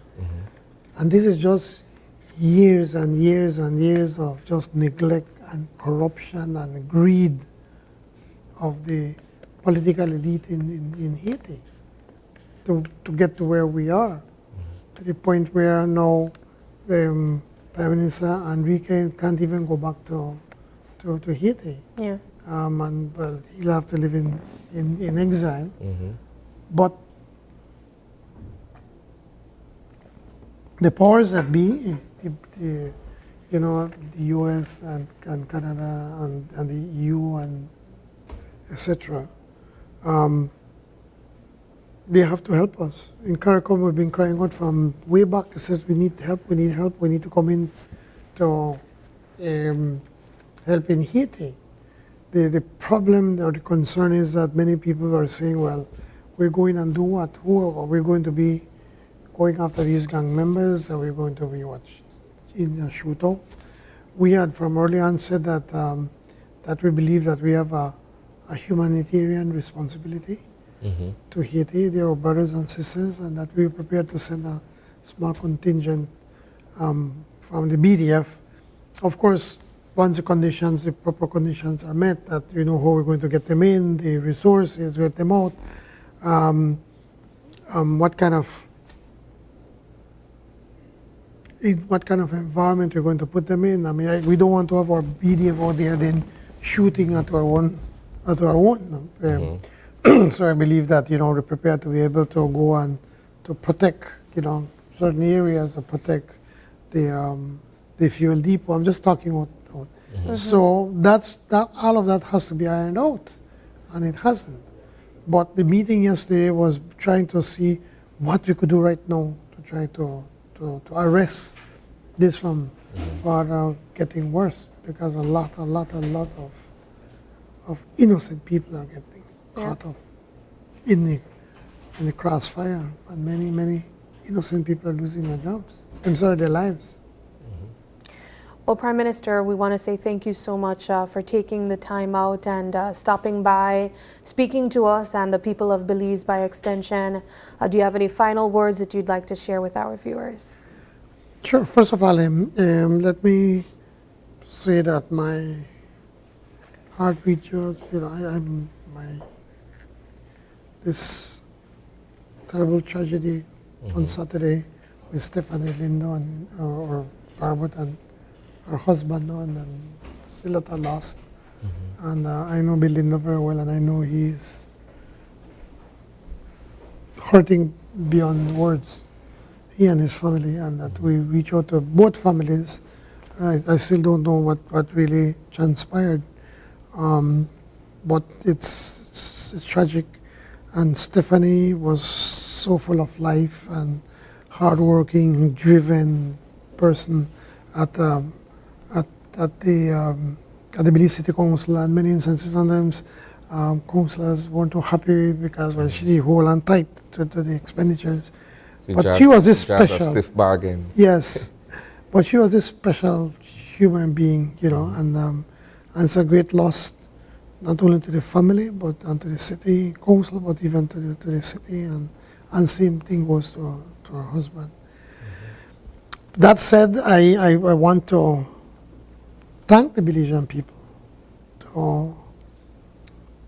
for keeping that confidence in the work that we're doing. They're seeing that Belize is moving in the right direction. They've seen that our councils have been working, and so it's a reaffirmation of the work that they're doing at a local level, and what we're doing at a national level. Because in all elections, and the election just before the local election just before the national, in effect, is already telling you what the trend, what people are thinking, and so we are grateful, we're thankful for that. But I want to assure the Belizean people that we don't take them for granted, we will not take them for granted, that we're going to continue to work very hard, and that it's an awesome responsibility that put it in our laps. But it is a responsibility that we take with open arms and with conviction of making lives better.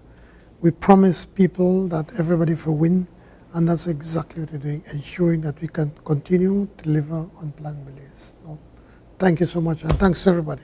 All right. Perfect. Well, thank you too, Prime Minister, and all the best. We're going to take another quick break, and when we come back, the conversation switches over to the Wonder Woman competition held by the Belize Coast Guard. Stay with us. We'll be right back.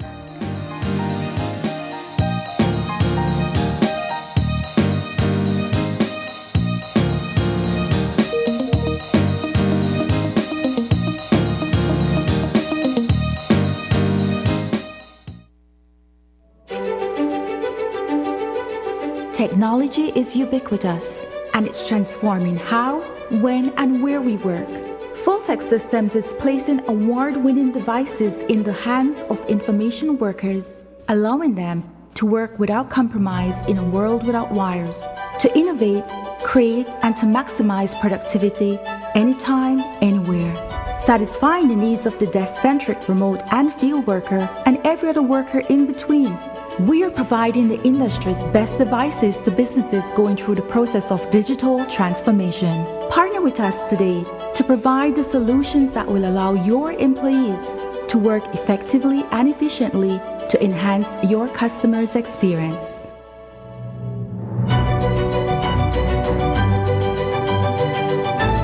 Fulltech Systems, your technology center, where you'll come for the price but stay for the service.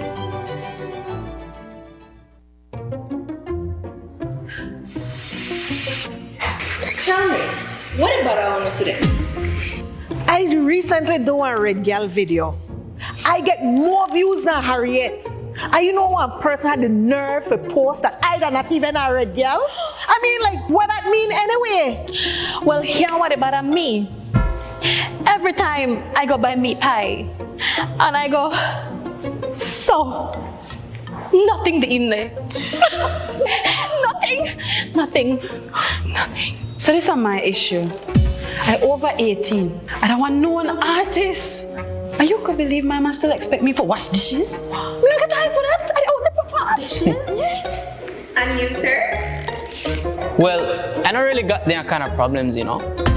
Ever since I switched to Digi and signed up for my unlimited postpaid plan, life stress-free.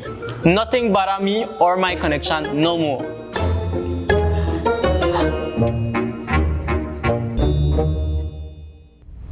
At Brothers Habet and Habet, we are proud to celebrate Women's Month.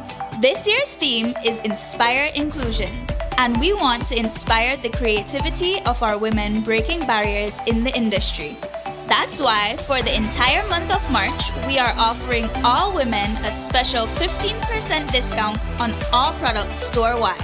Whether you're a professional, a DIY enthusiast, or just looking to tackle home improvement projects, we have everything you need to get the job done and service that's second to none. So stop in, call, inbox, email, or WhatsApp us today. Happy Women's Month from all of us at Brothers Habet and Habet. This plan, I can't leave this plan. Smart Belize. Hey there, smart thinkers. We're turbocharging your mobile experience with Smart's powered up postpaid plans. Imagine a world where your data speeds flows faster than ever. Well, guess what? We've cranked up the dial and unleashed the postpaid power of Smart's lightning fast LTE data on all our postpaid plans. That's right, no speed bumps, more data. It's like having a limitless highway of data speed at your fingertips. Whether you're a lone ranger with an individual plan or a squad rolling with a group plan, everyone gets to surf, stream, and share at enhanced full high-quality speed. Switch to Smart's powered-up postpaid plans today and ride the wave of postpaid power. Visit any Smart showroom or smart-bz.com for details and make your mobile experience smarter and faster. Smart, bringing people together. I know I can't leave this plan. I can't leave this plan. 13,835,700 eggs are eaten by tourists each year, fueling our thriving economy. Tourism means business. Hi, my name is Lincoln Fowers and I work at U-Mall. 100% I will recommend Belize Bank mobile banking to everyone because it saves time, money, and gas price because gas price is high right now. Belize Bank mobile banking just make life easier.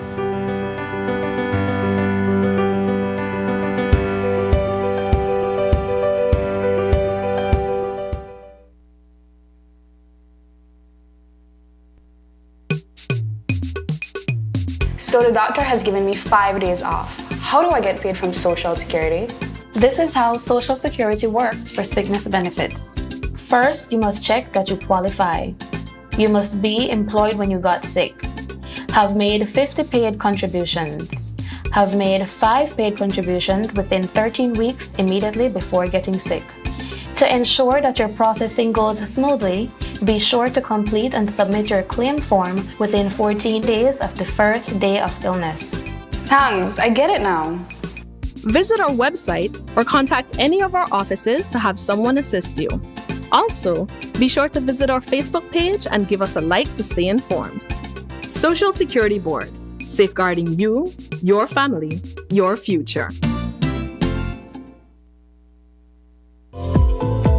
Unwrap the joy of crystal clear picture and sound from Iowa, the brand that offers you affordability and exceptional quality. Iowa has a wide range of exceptional products to choose from, such as TVs, speakers, headphones, home appliances, and much more at affordable prices that won't break the bank.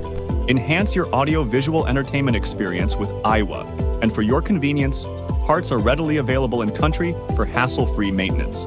You can find Iowa products at your local electronics store countrywide. Choose Iowa, the best in home entertainment and household appliances.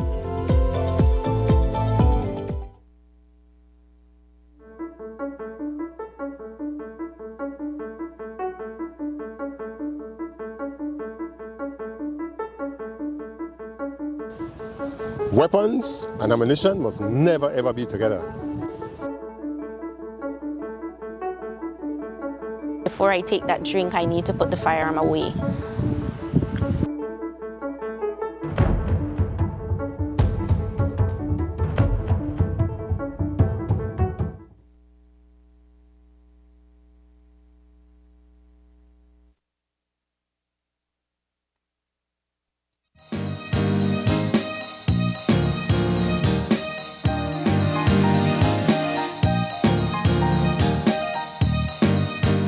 Welcome back. We are having our final conversation for the morning, and it's all about the Wonder Woman competition with the Belize Coast Guard. We have some Wonder Women here to talk to us about it. We have here with us Lieutenant Commander Alma Pinello, and she is the Wonder Woman Challenge Coordinator. And we also have with us in the middle Teresia Slusher. She is a recruit police officer, and Erlene Lambie. She is a Lieutenant Junior grade. Ladies, thank you so much for joining us. I should say Wonder Women. Thank you so much for joining us. Thank you for having us. Well, perhaps we could begin with the entire concept of the Wonder Woman competition. We know that it falls in line perfectly with the month of celebrating a woman. So let's talk about that. Sure. The Wonder Woman competition or Wonder Woman challenge started off by we have our Best Warrior competition, as you all know, which is the all-men competition that we do at the end of the year in November and December. Yeah. So it was 2015, the women started asking, when will we have something for us? So we started brainstorming ideas and trying to come up with something to make it so that it could be mimicking the Best Warrior competition, but at the same time make it for women. And it started a little different at first within the Coast Guard only. In 2016 was the first year that we did it. And then it slowly began to emerge into what it is today. We started inviting BDF, I think, after the third year, and then we invited police in 2019.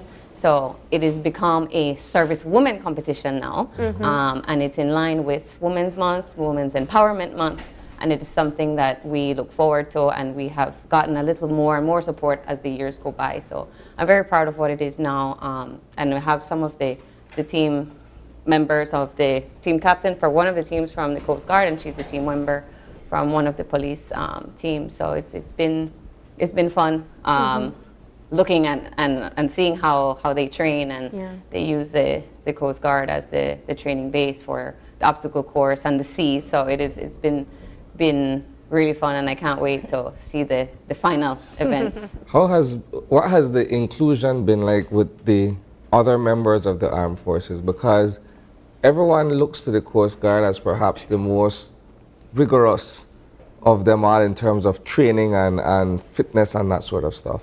It's been great. Particularly for the BDF and the Coast Guard, we've done it more of the times together. This is only the second time that police has joined us, and we always wanted to include them, and it's sometimes a little difficult to get them in. So it's always the idea at the forefront. Let's include all of the services so we can show the country really what Belize women are made of. I think what's interesting, and it's only my observation, and ladies don't crucify me, right? But I see the police manage to get the recruits in as opposed to the established officers. I'm not going to answer that question. Well, let's get Teresia to answer that for us. You are a recruit police officer, and to Isana's point, let's talk about why you were interested in being a part of the Wonder Woman's Challenge. Okay, I have always been interested in the Wonder Woman because every year I watch it on the news, and I see that it's like most of the strength that we females need. And when I came to join the police department, the exercise that we do every day, and when this competition came about, I said, finally I can put these exercises to good use, right? So we have been in training from September. So for us, the obstacles and whatever we have to do, each competition will just be easier since we are already in top shape. Yes, some of the older officers might not be there, so we are here to substitute for them. I love it. That was was a stray. I don't even think she realized what she did. But let's get Erlene Lambie in. You are a Coast Guard woman yourself. Let's talk about your interest in being a part of the challenge. Okay, so my interest in being a part of the challenge is I am a team leader, so I encourage the females to push, give it their extra. I encourage them to have good sportsmanship. I encourage them to do their best because it's a rigorous training. Your body, your mind have to be strong to enter a competition like this. You can't just come from a normal training and do something like this. You have to train for months because of the Coast Guard medley, the Coast Guard crucible, the run, the swim. So it takes courage to be a part of something like this. And you're obviously speaking from experience. Tell us about the first time you took part in this challenge. What was the most difficult part of it? Well, I trained for it already, but I wasn't able to do the actual competition because of medical reasons. But for the training, I could honestly say that you have to be strong. You can't just come from a normal day and think you'll do a competition like this. It's a rough training. It's competitive because it's between the Belize Police Department and the Belize Defense Force. So you have to bring your A game when you do something like this. Yeah. Ms. Pinello, let's get an overview of what it's like witnessing these women from the different forces come together on this challenge. We do know that it's competitive, as you guys have been saying, but I think the broader picture is seeing these capable and courageous women coming together and showcasing that they're serving their country, but they're also capable of doing so. They're strong as well, and they're able to push themselves physically and mentally. Let's talk about that broader picture that you're able to witness when you watch this challenge. Right. So the challenge in itself for the spectator is truly inspiring. It's something that when you stand on the sidelines and you watch every event, you're like, you know what, I want to do that. It's just like, you know, when you sit on the riverbank of Ruta Maya and say, oh, I'll do Ruta Maya next year. Similar feelings. You get really inspired and you say, you know what, wow, I didn't realize that someone of maybe that stature, because some of the women are 5'3", 5'5", small, and you realize exactly how strong and that intestinal fortitude that they have to keep going, because like Ms. Lambie said, the competition just keeps getting harder and harder as the day goes by. It's 3 days, it's 2 events a day. So when your body can't keep going, that's when your mind kicks in. So seeing that teamwork is definitely one of the bigger things, and seeing how that strength just comes out. And when you see that extra push that they're giving, you see, okay, really this is what they've been training for the competition itself, but what they've been training for their entire career. Because we have women of different levels of seniority. They just joined. Ms. Lambie's been in for a couple of years. We have women that have been in for 10 years now. So it all depends, and you can see where experience kicks in, where women that have done the competition before know that, okay, this is where my experience with the competition, where the wisdom, where the strategy comes in. So it's really fun to watch them come together and to do that. And these women are extremely competitive. We had a meeting to go over the rules and everything a couple weeks ago, and I said this is going to be a very good competition, because just from the team captains I could feel the energy already, and we were in the meeting, I was like, okay, this is going to be really good. What has been the support or the fanfare from the public, perhaps from yourself, in terms of family and friends who come out and cheer you on in terms of your participation? Well, for me, my mother supports me because she's proud that I am in an organization like this, and to display my strength. I've been a role model for a lot of people, a lot of young ladies my age. They encourage me. So I just want to tell the public to come out, watch the competition, support us, and we will do our best. All right. And when is the competition? So the competition is from March 25th to March 27th. We'll kick off on the 25th, which is a Monday, at 8:30 with our opening ceremony, and we'll begin shortly after with our first competition, which is the Coast Guard physical fitness test. Following in the afternoon at 1:30, we do a 1 mile swim followed with a 2 mile run. Day 2 kicks off at 9 with a 6-mile endurance run, and we start off at the mile 10 on the George Fries Highway, and we'll end up at Coast Guard headquarters. And then in the afternoon, we start off at 2 p.m. with what we call the Coast Guard medley, which is a mixture of different burdens that you carry. So we're mimicking if something would happen out on a deployment, on an operation, that you have to carry people. So we have a stretcher with jerry cans and water to simulate that you're carrying a person. We have different burdens as you carry around, what we call the roundabout there at the Coast Guard, but it's just a circle. And then we end up with a rope climb. Day 3, we're actually in Armenia. We're doing our march and shoot. So we will start off at Armenia and do a 7-mile road march to the range where the shoot will happen. That one is a little more restricted, but if people are on the highway, we're going to be there going into the Hummingbird Highway. And then we'll finish off, I think if spectators are wondering when should I go view this, is for our final event, which we call the Crucible, which is what is being shown on the screen right now. It's the obstacle course with some burdens, and it will start off at 1:30 at Coast Guard headquarters, and we will finish with that on the 27th, which is a Wednesday, and then we will do our closing ceremony right after.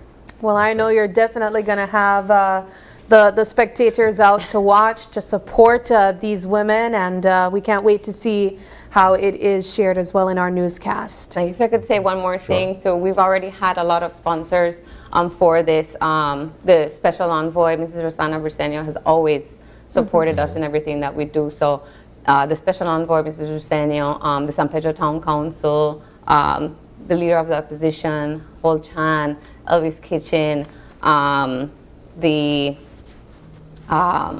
the sponsorship is going up in upwards of $7,000 already. Oh, wow. And this is just money that we pull right back to the women.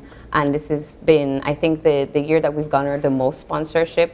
Any other sponsorship we've sent, and people still want to support the competition, we're here with open arms, because it's truthfully, it's a very tough and grueling competition. So by the time these ladies are done, they will want massages, they'll want some time off, they'll want to relax. And getting that extra bonus is really, kind of what this is what I'm working towards, $3,000, $5,000. And it's really something that they deserve at the end of the competition. So I just really want to thank everyone that has supported us thus far. All right. Well, any last words, ladies? Yes, Mom. I would like to thank everyone who have been supporting us. Firstly, God. He's most amazing and He deserves everything. Yes, I want to thank my teammates, because without them this won't be possible. I also want to thank the instructors who have been working with us, and also our coach at the gym. Thank to the Coast Guard as well for inviting us this year. I'm really excited for the competition. Yeah, and that's it. Thank my family as well. Okay, so I just want to say that for my team members, I want them to push, and I know that it will be hard. You will get frustrated because it's like you're in battle. And when you're in battle, you get tired, you get fatigued. So I just want them to push so that we can take the trophy home this year again. All right. Well, ladies, thank you so much for stopping by. We look forward to watching the competition, and all the best to each and every one of you. Yes, thank you. Thank you. Alrighty, we are going to take our final break, and when we come back, we wrap things up.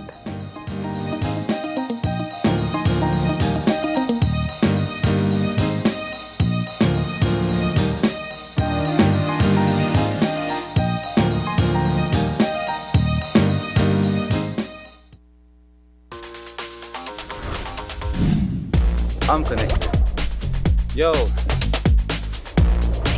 I'm connected. We're connected. Create the perfect broadband bundle that fits your style with Smart Connect. With the Junior Bundle, get 50% off your national calls and up to 6 gigabytes of data at no extra cost. Get postpaid added for an additional cost of only $25 with the Prime Bundle. Stay connected with unlimited smart-to-smart calls plus 6,300 megabytes of data and free international minutes. For the family, pay $28.13 more and get the Binge Watchers Bundle with Netflix. This bundle gives you 4 profiles with unlimited streaming on multiple devices. Visit a showroom near you to sign up and personalize your own bundle combination with Smart Connect. Smart, bringing people together. I'm David Humes. This is Vanessa Humes. We own Littlefield Cool Spot. Belize Bank save us a lot of time. Working with them, we can keep track exactly what we spend. We recommend Belize Bank 100% because we don't have to go to stand up in line, and we can check on our account right from our house. Working with Belize Bank is the best.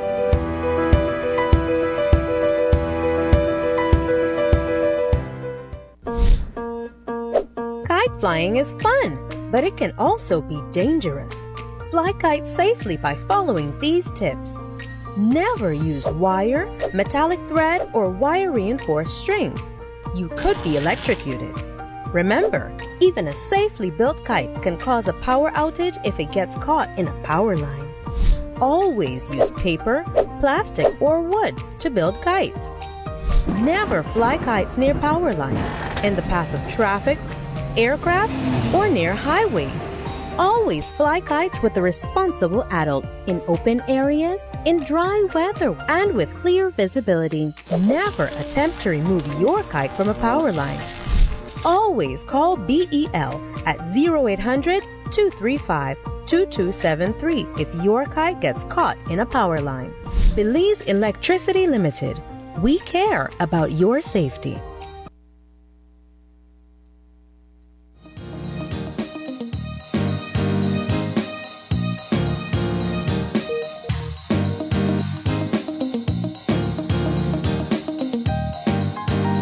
Welcome back, and thank you for sticking with us. We had 2 wonderful conversations this morning.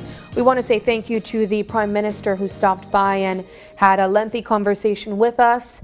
We also want to say thank you to the folks from the Belize Coast Guard, as well as the Belize Police Department, who stopped by to talk to us about the Wonder Woman Challenge set to take place at the end of this month. We want to say a special thank you to you, our viewers, for sticking with us. It is Tuesday, March the 12th. And if it is your birthday, we want to say happy birthday to you. But if you have any questions, comments, or concerns, or if you'd like to give a birthday shout out, you can send us an email at oye@channel5belize.com. You can also catch us on Facebook at Open Your Eyes BZ, as well as Instagram at OYE Belize. Thank you so much for joining us, and please join us again tomorrow as you open your eyes To start your morning right. Until then, keep your eyes, your mind, And your heart's open. have a wonderful Tuesday.